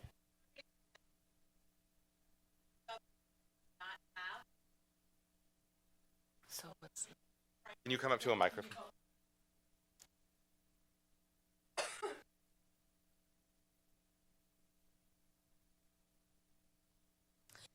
The surveys were sent to groups that did not have an in-person meeting. So we did have an in-person meeting with principals. We did have an in-person meeting with cabinet. We did have an in-person meeting with TAG, the teacher advisory group. At each of those meetings, there was an agenda, and the agenda included brainstorming, looking at data, and getting opinions of those stakeholders as to where we are and where we are going. In 2 of those sessions, both cabinet and principal, there was a gallery walk. So teams of groups put up on poster board. That was collected and synthesized by Erin Linville, our chief of strategy. Those groups did not fill out a survey. So anybody who had an in-person meeting, to my knowledge, didn't fill out a survey. The people that got the survey were assistant principals, directors, and deans that did not have the opportunity to have that in-person time. The number that received it, I don't know offhand, but we can get you that number. But the survey was used for those groups that did not have an in-person meeting to discuss the priorities for next year. Okay, and what's the composition of the teacher advisory group? It's a teacher from each of our schools, and there's a posting that goes out at the beginning of the school year, and teachers apply, and we try to look at it, make sure we have representation from elementary, representation from middle. We try to make, like, when we look at it, we put together a matrix to make sure we have representation, adequate representation. But it is one teacher from each of the schools. And I'll just say, I mean, these are goals for you to develop for the district and the school committee to review and approve it at some point going forward. I would just suggest that you brought in your sample size rather than, and I applaud that there's this group of the teacher advisory group, but hearing the other people that participated, I mean, it's very insulated to administration, it seems. I mean, aside from what would be a small, I mean, if there's a teacher from each one of the schools, that's 10 teachers on the tag, 12 teachers on the tag. So I mean, we're putting the input from an entire district full of teachers on 12 people's shoulders. We don't have input from paraeducators. It doesn't. I mean, somehow in here, I hear student input was placed in here, but it seems I don't know how that was put in here. So I don't know if there was any parent input that was put into this at all. So it just seems like the collection model could be different, and it does seem like some of it could be gathered with a little bit better fidelity. Ms. Wilson. So thank you, Mr. Sheen, because my question was how many teachers are on the teach advisory group? And so I also second that when completing such a vision, that it should be also the paraeducators. Students all should be having input, like you said, with the student advisory group, so that we have their voice being shared with this type of thought process going forward. Ms. Lefebvre. Okay, so number one, people have done the panorama survey. and I can see where you're getting some of that information from. I'm probably going to be the bad one here right now. But to me, if this was stuff that we expected for them to know off the bat, just know right now they weren't going to have that information. We had enough time to request that they provide where you got this information from prior to us coming to this meeting. I don't like to throw people under the bus. Okay, so next time, now that you do know, make sure that you come where you're getting your surveys from, where you're getting all your information from, and presenting it. So this way, we already know how you came up with all of this, and making sure that you're getting feedback from everyone. But I do know you did your panorama, so I can see where you get the families from there and student feedback. You had the student forum, which I forgot what it was called. But I know that you wanted to continue the student summit. But you wanted to continue that every year. You get that. Then there's your informal meetings, which you also have your district parent advisory group. You have your special education parent advisory group. I don't know if you have your English language learners, which you should have one, parent advisory group, where you can also be obtaining information from. And then I've seen that when you're having events at the schools, because I do go to the Morgan Fun Nights, there are things that are, we're the bingo ladies, me and Miss Feliciano. We do see that things are being done to get feedback from the community and from families. But from now on, please just have all that information and present it in here so that this way everybody's well aware of where everything is coming from. I don't expect you to have everybody sign in when they come to the meetings, but I think if you have that somewhat of it, the information of where you're gathering everything, is going to make things a whole lot easier. Yeah, I can make sure to explicitly name, you make a great point, right? Like, we all looked at panorama data, every single principal, every cabinet member, and part of our reflection on panorama resulted in the focus areas that you see, both the parent feedback and the student feedback. The summit with the students, we heard a lot from students about belonging. You heard a lot from teachers about, retention and feeling valued. Like I didn't record this meeting tonight where you heard from teachers as but these are some of the conversations that we've been having all year. And collectively, I don't want to also devalue our principals' input. Our principals are the one talking every day to families, every day with teachers and with staff members. So when we solicit their input officially in a process like this, every time they give us feedback, they're incorporating students, they're incorporating their experiences with family and their conversations with staff members. But point taken, I will definitely reflect on how I deliver this and make sure that when we do share, how we're getting feedback, that we're a little more explicit in that and name all of those pieces. And also the point of broadening your sample. That's important too, because I understand that the principals are there all day, every day, listening to all the things, but they also have different priorities than our teachers have. Mm-hmm. So they're gonna have their feedback funneled through what their priorities are, which is not a bad thing. They're leaders, they're supposed to do that, but you're gonna miss the nuances that are coming from all the teachers from each building. And that's important. The same with the paraprofessionals. We want to hear from everybody, and from what I have been hearing, not everybody feels heard and not everybody feels part of the conversation. And I think that that's really important. Going back to the panorama survey as a way of collecting from families, there were so many families that didn't fill out the survey. There were teachers that didn't fill out the survey. There were lots of people who didn't fill out the survey. And I know that you're never going to get 100% response rate, but we can do better, and we should try to do better.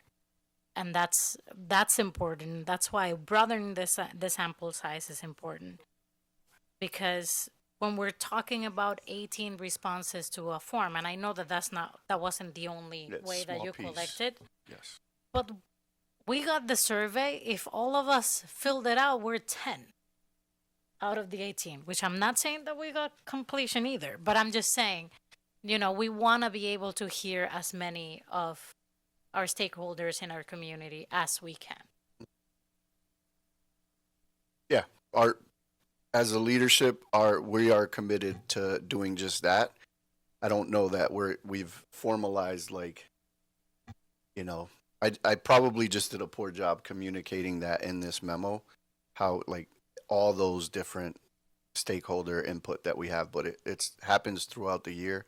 Like you said, this particular survey that we sent out was really to layer on to a lot of the feedback that we've been getting all year.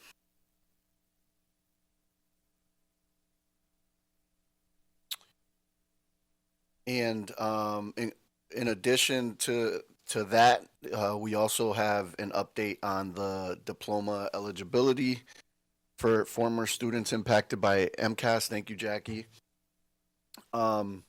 You may have seen recently other communities or that have been providing some outreach as well. I just wanted to share with you some of the outreach that we have done. And essentially on March 26th, on March 25th, we published a news story on our website. And then we also created some posts that you could see linked into your packet on our social media accounts. We made sure that any former students that were requesting a diploma through our new competency determination, that it was translated both in Spanish and Haitian Creole. And then on April 22nd, another thing that we did is we have a page on our district website that directs people from the community on how to submit public records requests. We made sure that included on that same page that we included requests for diplomas based on the change in competency determination. So, and then we laid out the process that first an email goes to the superintendent's email, and my assistant Shayna then sends the request to either high school or dean, counselors, for them to do a transcript audit, and then the school counselors affirm or reject based on the review of the transcript whether or not the student met competency determination. And then once that happens, we generate a diploma and it ends up getting mailed to the graduates. We've been compiling that information and plan on sending it out at closer to the end of the year. We haven't been doing them one by one. We're waiting to aggregate them, and there's been communication back and forth with everybody that has submitted. So when the packet was generated, we had received 18 requests, of which 14 of them had already been approved for diploma based on the review of their transcripts, and there's still 4 pending. And I just got a quick update this morning that number is up to 22 now. 22. So over the weekend we had gotten more requests, so 4 more requests. So right now we have about 8 that are pending review. Again, 14 were already approved. 2 of them happen to be students that had already passed the MCAS, so I think they were just looking for a reprinting of their diploma. But yeah, that's the update that we have on that. Ms. Wilson. So I'm happy that that the requests were translated, but my understanding in a previous meeting is we have families speaking more than the 3 language, English, Spanish, and Haitian Creole within our district. I'm wondering if there was some type of review of individuals to ensure that we're meeting their translation needs. So we've only translated into 3 languages, and why not more? Those are by far the most common languages that we have in the district. So because we have such a larger it used to be only English and Spanish that we translated right. everything, and because we've had in more of our Haitian Creole families in the district, we've started to do that more. But so that a lot of our families, if they call the district and they need interpretation services, we have a vendor for those low incidence languages that we would be able to support them and set up that interpretation and get them what they need. Just to follow up on that, was there any search of individuals who, I'm going to say, in the past 10 years may have not graduated, to see what their home language was, to make sure that we are communicating to them in a manner that they could understand? Because they wouldn't even know how to request translation if they couldn't understand to begin with. Such as parents, I'm speaking about. Yeah, Miss Wilson, our most common language in the past had been English and Spanish. I don't know that we did an extensive search of other languages from previous years, but we wanted to be reflective of the families that we currently have in the district. And like I said, anyone that reaches out and wishes to clarify information or anything like that, we have the ability to support their needs through either through one of our own interpreters or through a service that we have. But I don't know that we did more of an extensive review of languages to this was the method that we used to try to get the word out. And I know that the media in general, when this information was released, was publishing a lot of articles about the change in MCAS and not being a part of the graduation. And so we kind of leveraged that and made sure that we reposted a lot of that on our on our website as well when that information was announced. Mm-hmm. I do have one more. Was there any sort of conversation about recognizing individuals through a moment of having them actually receive let's say the diploma from you or from a principal from the school they're graduating from, so that it is more of a celebration rather than just, well, you've done the paperwork now? I'm just wondering, like, if any families might like to do that. And I speak out of experience because there's a lot of students who appreciate even that moment of just taking a picture with even if it's a borrowed cap and gown, to have that moment in their life. And this is from my experience working currently at a different district where the students appreciate that recognition. Yeah, we have not had any conversation about creating a celebration or anything like that. Okay. Well, I would recommend that that's possibly be done. So I'll put that on an agenda item. Thank you. Mr. Sheehan?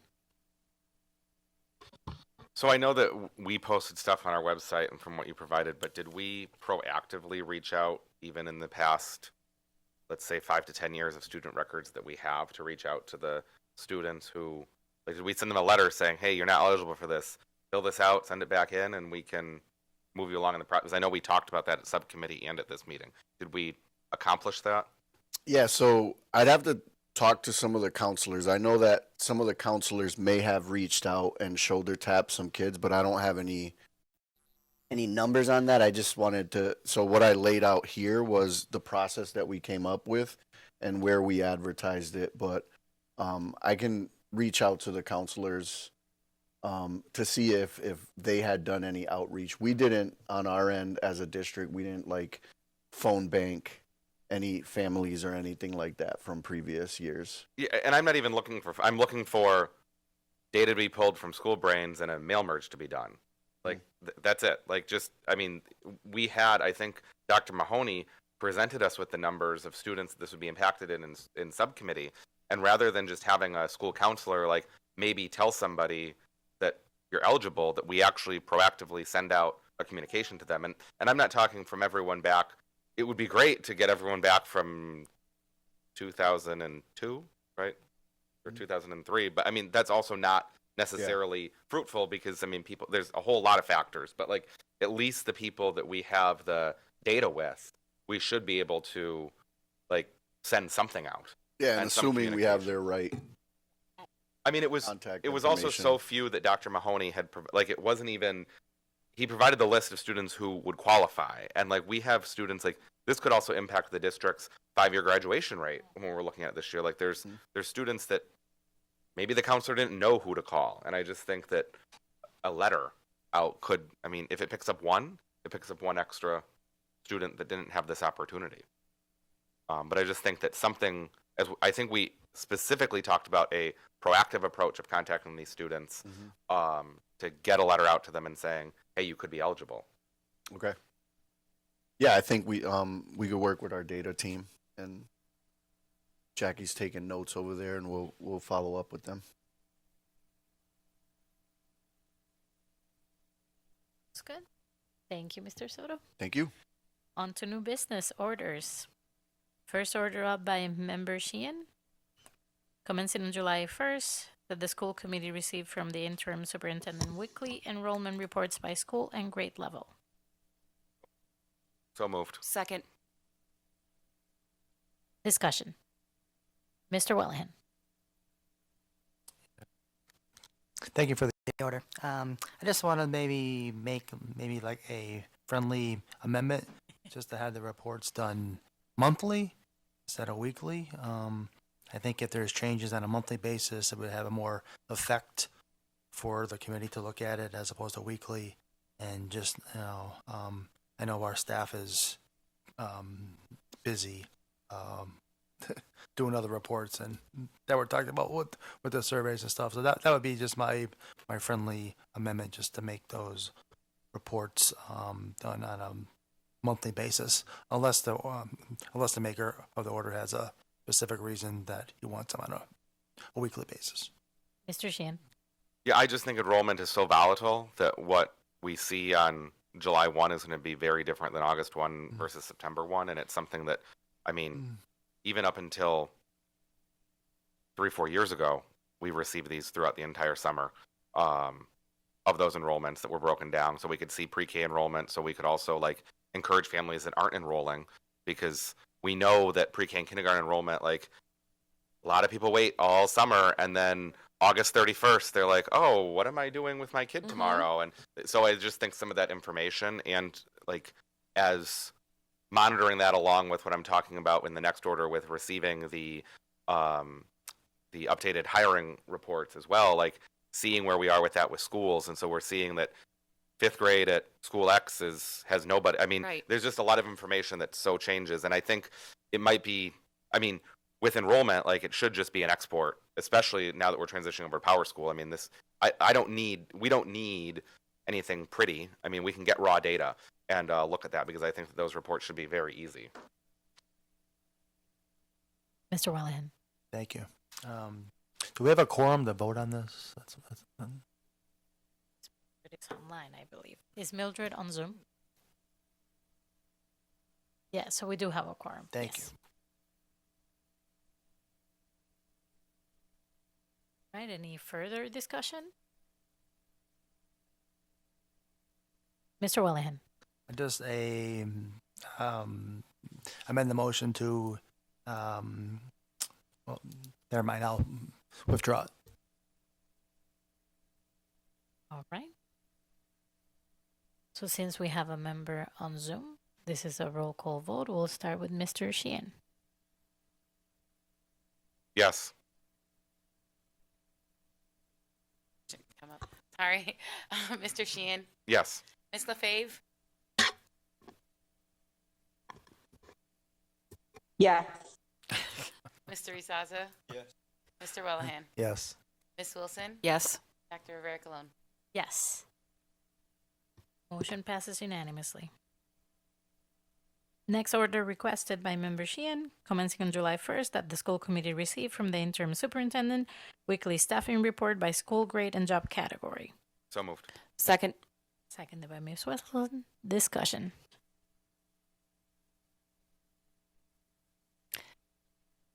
Ms. Wilson? So I think it's important that we have this. We have been getting updates on a regular basis.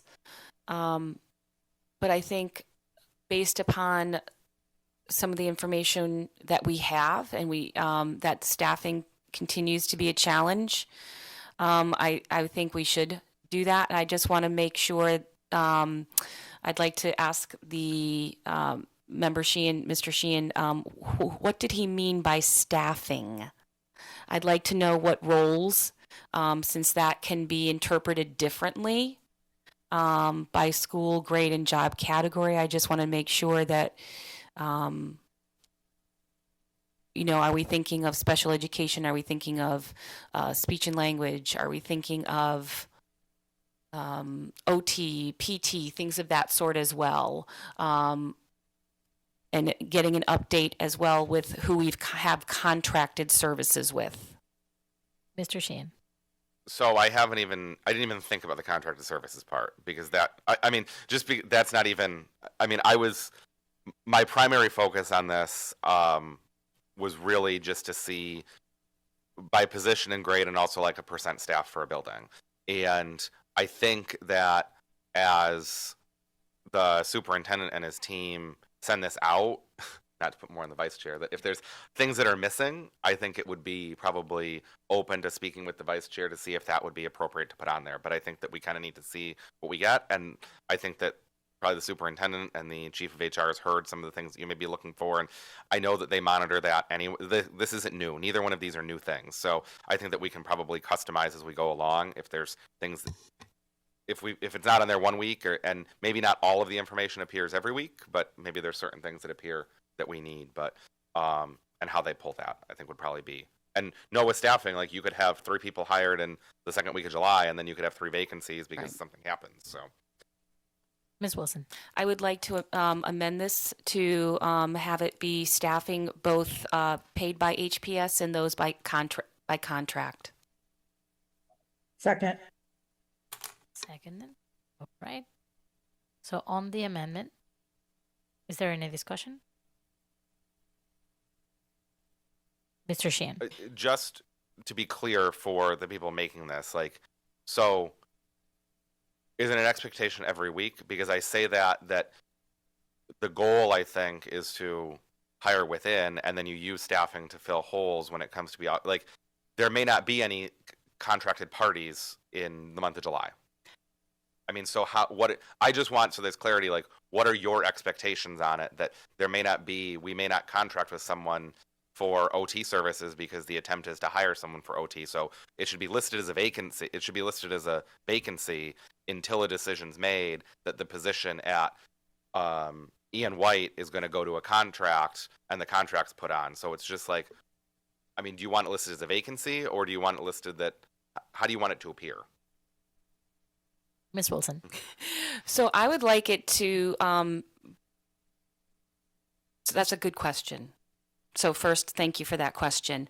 What I'm thinking about is recently how we transferred funds to cover staffing needs for, I think it was a BCBA or something along those lines. And it's because we couldn't fill the positions that we went through to a contract. So I'm happy that our students are receiving those services. And so I'm just looking for our vacancies of what we have. I'm looking at if we're looking for people to hire, it should be listed as a vacancy, but there should be an asterisk or some sort of note that maybe a job is being filled by a contractor, so our students are getting services. I feel that I think both are really relevant in with a shortage of in certain particular providers. That there's moving more and more to contractors, as well as I think it would behoove us to know who we have as contractors, and if there's any particular area, so we could then look to determine if our rate of pay is equitable and if that's the cause of us not being able to hire individuals and having to go to contractors, which are then higher rate anyway. If that made sense, I'd appreciate that. Thank you. I see some heads nodding. Thank you. All right. So now we vote on the amendment. Roll call. Mr. Sheehan? Yes. I was like, what? Ms. LaFave? Yes. Mr. Izaza? Yes. Mr. Wellahan? Yes. Ms. Wilson? Yes, Dr. Rivera Colon? Yes. Motion passes unanimously. that's the amendment. On the amendment. Now on the motion. Roll call, please. Mr. Sheehan? Yes. LaFave? Yes. Mr. Izaza? Yes. Mr. Wellahan? Yes. Wilson? Yes. Dr. Rivera Colon? Yes. Motion passes unanimously. The next one is order requested by member Sheehan. Withdrawn. Yeah. Sounds great. Approval of meeting minutes. Motion to Yeah. take them as a package?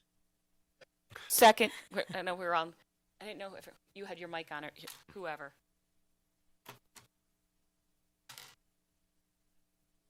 All right.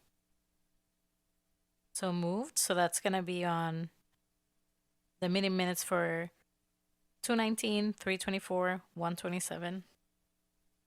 Oh, 219 for local control subcommittee, 324 local control subcommittee, 127 and 225 for leadership accountability and measurement. Roll call, please. Oh, sorry. Excuse me. Mr. Sheehan? Yes. Ms. LaFave? Yes. Yes. Mr. Izaza? Yes. Mr. Wellahan? Yes. Since we're saying it twice now, yes, yes. Dr. Rivera Colon? See. All right. Minutes are approved. Motion passes unanimously. Updates of committees. Policy and Governance Subcommittee. Ms. Wilson.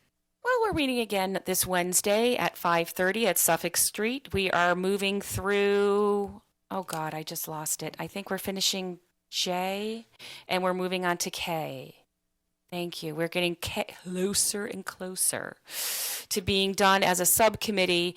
And I do want to recognize that we are behind moving our policies that have been approved. The action has been approved by the subcommittee, moving forward to the full committee. And I'm looking forward to summer in order to put all of those policies in the format that we've requested as a full subcommittee so we can review them. So I should have some for our next meeting. And I know there's been a couple that have been requested to move kind of up on the list based upon some current needs. So I just want to let you know that. Thank you. Finance and Operations Subcommittee. Mr. Willihan. Thank you. Yeah, the committee met on May 22nd. We discussed the FY26 budget that was referred from the full committee to us. So we reviewed that. Some of the highlights, 83% well, for the current budget, 83% of the school operating expenses have been spent. There's still budgetary issues with our transportation. So those are the highlights for the current budget. The proposed budget, again, we reviewed that. Our finance director assisted us with the presentation. 63% of the budget is personnel related. There was one cabinet position that was eliminated and one cabinet position had their hours reduced 15%, I believe. The proposed budget had a 5% increase from the previous year, and the total school budget was $135,370,780. So the committee we made a motion to approve the budget and refer it back to this committee, and it was adopted at our last meeting. So it's a little bit revisionary information there, but that's what we discussed. We approved minutes from March and April, so those hopefully will be on our next board here to review and approve. We made 3 budget transfers. Hopefully those will get on our next meeting too, for so the full committee can approve them. So we made a budget transfer, $37,000 045 from staff development and contract services to purchase math materials for the students. The second budget transfer was $27,966 from repairs and maintenance to the telephone account. I guess we're doing an audit of our lines to see if we're utilizing all our phone lines. I think that's being done for some of the other districts too. And the third transfer we approved, $54,000 $386 from unspent funds to equipment and furniture. They're hoping to purchase new equipment for the Opportunity Academy, which is moving into the Metcalf building. So those are the highlights for the meeting. Have any questions? Thank you, Mr. Wellahan. Anything to report with the Joint City Council School Committee? Mr. Calmer said he spoke with Mr. Jourdain from the City Council, and they were talking about a proposed meeting date. I will follow up with Mr. Jourdain on that. I know there's a couple items. Councilor Jourdain, there's a couple local items that we want to be referred to, and we have not set a date for our next meeting yet for finance. I'm working on that. Thank you so much, Mr. William. Local Control Subcommittee, Ms. LaFave. Yes, thank you. So we met back on May 27th, and now the community advisory team has completed all of their surveys and in-person meetings, and now they're just compiling all of the feedback that they have received to present to the full board with a tentative date of July 21st. At this time, there is no upcoming meeting. Once we do transition, it'll be more into transition follow-ups with DESE moving forward, and that's about it. Thank you, Ms. LaFave. Leadership, Accountability, and Measurement, Mr. Sheehan. I don't have anything to report on. If we want to start with some of the actions, I think just for time, cover it there. Sounds good. So that was that the Holyoke School Committee vote to approve the change in class rank proposal. So moved. Second. All right. Discussion. Mr. Sheehan. Just an overview, we met with the school counselors for both the high schools to go over this, and this is a culmination of their recommendation along with the principals of both those schools who met with us in the subcommittee, but I can take any questions since you have this all. Ms. Wilson. So I'm wondering, thank you for sharing who brought it forward. I saw that was the principals, but I'm wondering how the students and teachers feel about this proposed change. So that was a question that came up within our subcommittee. So just a couple things. The change does not impact anyone anyone currently at the high school. It impacts students that are entering. And one of the big topics that the counselors had shared with us is that there's some social emotional needs of the student that with his class rank issue and like with the competitive nature of it, that by doing this, that also students aren't necessarily choosing classes that are challenging them or helping them. They're choosing classes because they are competing for class rank, and it might be better to be in. It might be better to get A plus in a certain class than maybe take a more challenging class and get an A. And that the principal is seeing several students because they may start a certain class, start that class, and in particular, she brought up one of the AP classes. It's always AP. And then they choose to remove themselves from the AP class after a certain point when she needs to approve that removal, and they're doing it not because they can't be challenged by the work, but because it would impact their rank. So the proposal is that both schools would still have a 1 and a 2. Those would not be publicly announced until it is now, which is around the honors celebrations at the schools. If a college were to request a class rank, that college would have to do that individually, but that would be such an unusual. Colleges aren't requesting rank. The only time it comes out is there are certain scholarships set up by trusts that may say this goes to the 3rd student of their class, and that the scholarship organization knows that they can reach out to school counselors and they will send a confidential report, but they're not going to tell students their rank overall. When it was brought up, there didn't seem any. I mean, it's hard to say what student voice was in there because it's not impacting any student that's currently at the high school. It's only impacting students that aren't even familiar with this nature of ranking that's coming up. We will also, one of the things we discussed is also allowing students that currently at the high school that don't want to participate in the ranking system, so they just say they don't want to be evaluated in this system, that they can also opt out of that. So if there's a student that doesn't want to be ranked, they don't have to be.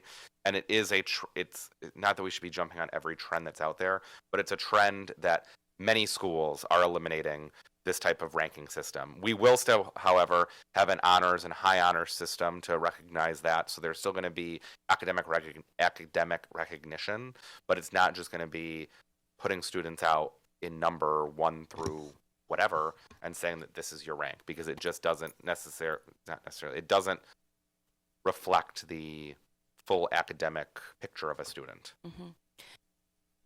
Ms. Wilson. I feel we don't have enough information. We were just talking about that, about, we're making decisions. We're making decisions based upon, a survey or sessions and things like that. I think that we can get information from parents about how they feel about the rank. I feel we can get information from current students, whether or not they felt it was of value to them, or did it cause more social emotional angst, or was it something that drove you to try to achieve greater? I'm wondering how many students are dropping out of that AP class. It's a weighted course typically when it comes down to GPA, so that it is given higher weight. And is it a perceived lowering of their GPA, or is it accurate? So I feel as though, I'm going to vote not in favor of this, because I feel as though I don't have teachers' voice, and I don't have parents' voice, and I don't have students' voice on this. So I would not be voting in favor of it based upon missing those pieces. Mr. Willihan. Thank you. Is there a rush to have this voted on tonight? Mr. Sheehan. So the only rush is that it's so incoming students are aware of the procedures. So it would, it's fine to wait on this. There's nothing in either way that is pressing, I don't think, but just that we would then evaluate this for the incoming class, the 26, 27 class, rather than the class that's coming in. I can't speak towards student input or parent input, but I do know that the counselors assured us, and I don't have any reason to doubt it, that they did talk with other educators about this. So I can say there was input on that, and I know that Ms. Lefebvre and Mr. Izaza were both at the meeting when we had all those people. Students and parents, I don't have an answer for that, but just know that this will, this will wait then. Or we can, we have the ability, if we can tell an incoming class, this is no longer you're no longer being ranked. So no, Mr. Wellhen, there isn't, but we just need to know that the timeline, either we're going to make a decision to push it off an additional year, or we're going to make a decision to change the policy after the program study guide is distributed out to students, which the program of study is made available for incoming students when they enter. And that's where this lives, in the program of study. Mr. Wellhen. Thank you for that. Yeah, I thought maybe we could just, table it tonight, and we can bring it up at our next meeting or next month even. Yeah. Mr. Sheen? I will just say that I don't think that it's fine to table it. Like, it can go back to the subcommittee. I can't commit that the subcommittee is going to have adequate amount of time to receive feedback from students and parents until at least September. Like, just to be fully open, there's only so many days of school left, and it's not an expectation we can put on the school to get students. So just that this isn't going to be a July, at least with the subcommittee, a July decision, and I want that to be like out there. Table it is fine. It's just want those to be known. Mr. Isasa. I feel like today we have had a lot of discussions about sampling and research and what kind of sample do we have. Is it representative? Is it not? In this case, I'm quite comfortable myself in thinking that the knowledge that was brought to us was sufficiently indicative of the reality for us to be able to vote on this today with some sense that there is validity, so that we can actually generalize to a good decision, a favorable decision on this matter. I don't think that it would be much of a reason to postpone it, and I think we have solid information about this that is representative of families' perceptions and students' perceptions and the general community understanding of this subject. Mr. Soto. Yeah, I just want to echo what Mr. Izaza said. Like, this came up because our counselors have experienced the impact of the current class rank system has on students over the years, and I trust in their professionalism. I trust that they've done their due diligence. I don't know that incoming freshmen, in speaking to them about this, that's going to give us a ton of meaningful feedback that may impact how the counselors experience this, especially in the later years when you're a junior and you're a senior. We've embedded into our process as well that, like, at request, like, we would be able to calculate, using the GPA, we would be able to calculate it upon request.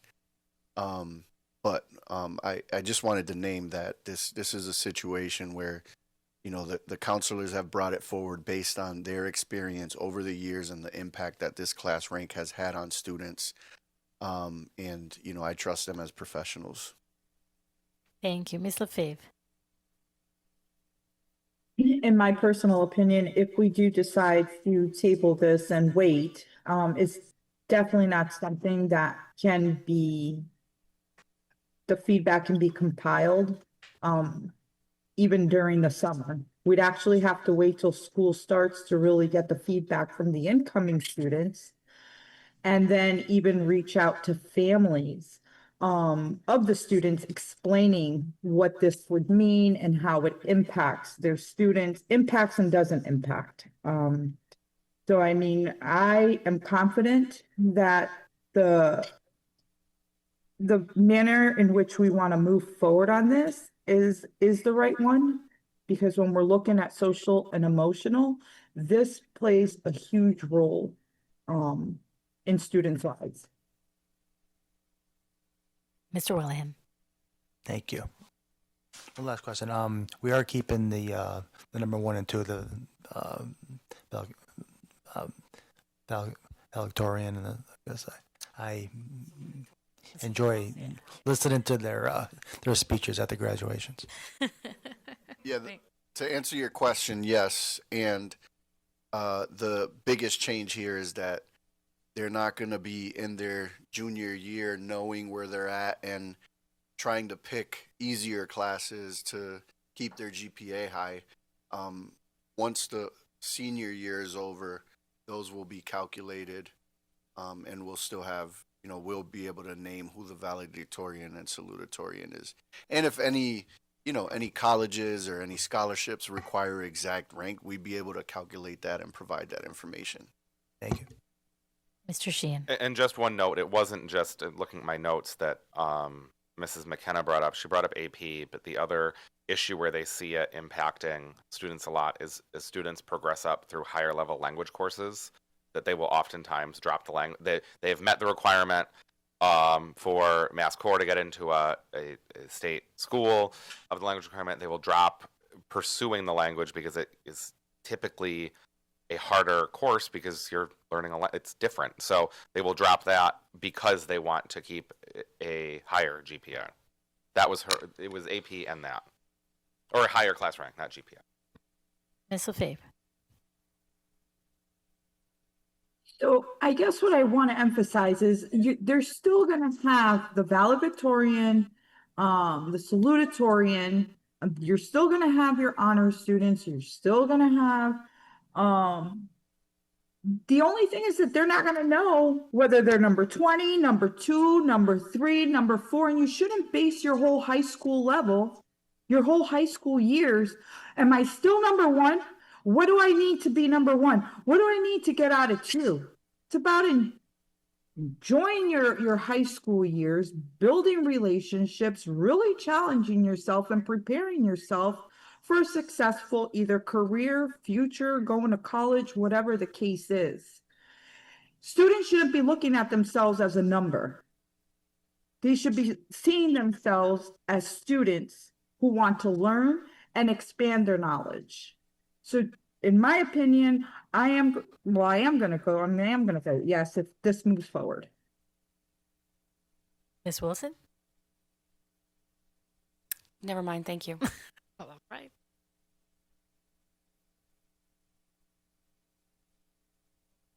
On the motion, roll Mr. call Sheehan. vote. Yes. Ms. Lefebvre. Yes. Ms. Teresaza. Yes. Mr. Wellahan. Yes. Ms. Wilson. No. And Dr. Rivera Colon. Yes. Right? Motion passes. Next up, ongoing business superintendent evaluation summary. And Mr. Sheehan, I'm going to send it over to you. Yes, so I will start and I'll make the motion to approve the summary and evaluation document and send to the acting commissioner. Discussion.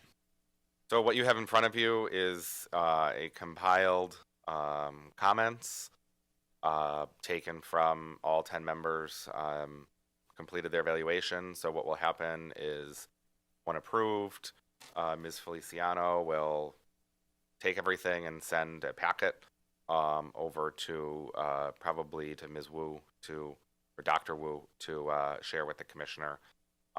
So it's what I will say is not every person's comment may be made into the summary for everything, but they will see every person's data and their comments because it is a compilation, not necessarily a direct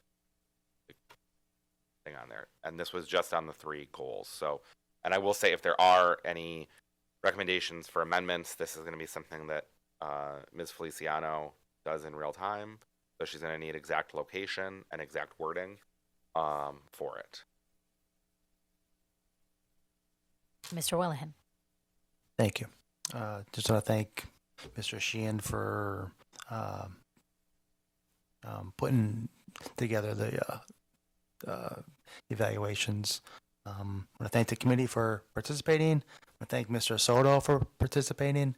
I know it's not easy to to sit here among his peers and to listen to the pros and cons of their evaluation. I know I have to go through an annual review, an annual appointment every year, and so I appreciate your patience with it. And I know, it's not easy to sit there and listen to everyone. And I know you're doing a good job, as their survey says. But again, in a public forum, it's very, very difficult. I know there's another forum out there called the mass media, so that's something different that you can't control. But you're here among your peers, and again, I want to thank you for that.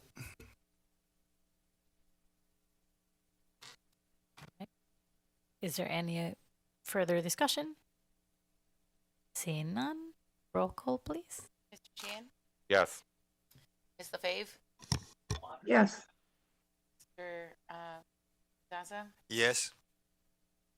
It's late.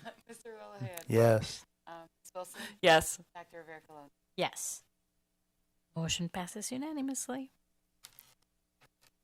Next up, we have voting on the school committee legal counsel firm. Mr. Sheehan. So I want to give some background. You heard what the vice chair had said before, but I just want people to know that Ms. Gage did do reference checks on the two firms, and all of the references were satisfactory. And I just say that as That's general. they were satisfactory. So her and I spoke today about that. So I don't know if we're going to how we're going to do this, if it's going to be a say who you want or a motion. Yeah. Ms. Wilson. I just want to clarify, is this the law firm that are we going to be switching legal representation for the current union negotiations based upon this vote? That was bad for our. Go ahead, Mr. Sheehan. Yeah, you said it. Yeah. We are committed to staying with the current legal counsel for that negotiation. I just wanted to be clear for members at home to understand that, since some people who participated earlier saw the interview process that we had, and they were thinking that maybe we were changing. So this is for future. Correct. Because in the middle, we wouldn't. Thank you. Yep. Mr. Sheehan. But they would, any new issues. Correct. They would, anything new comes up, it would be.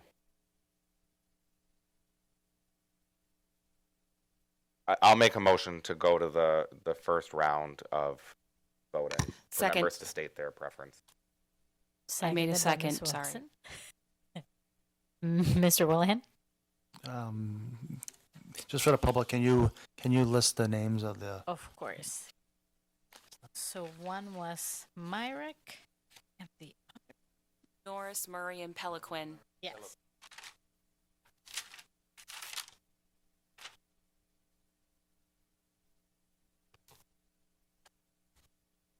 Right. So roll call, please. Mr. Sheehan? Myrick.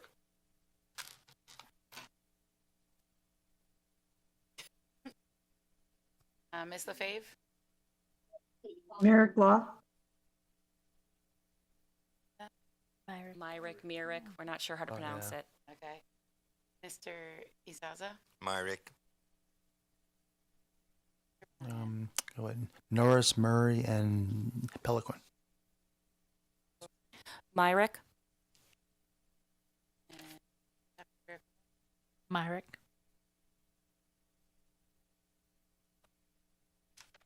Right, that's 5 for Myrick, 1 for Norris, Murray, Peliquin. Have selected our legal counsel.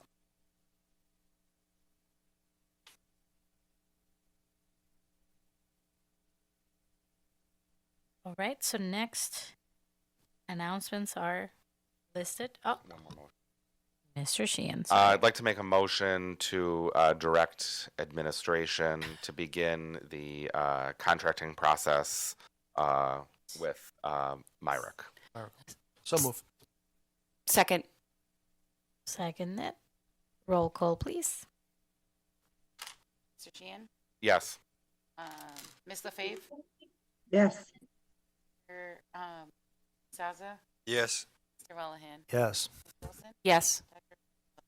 Yes. Motion passes unanimously. Mr.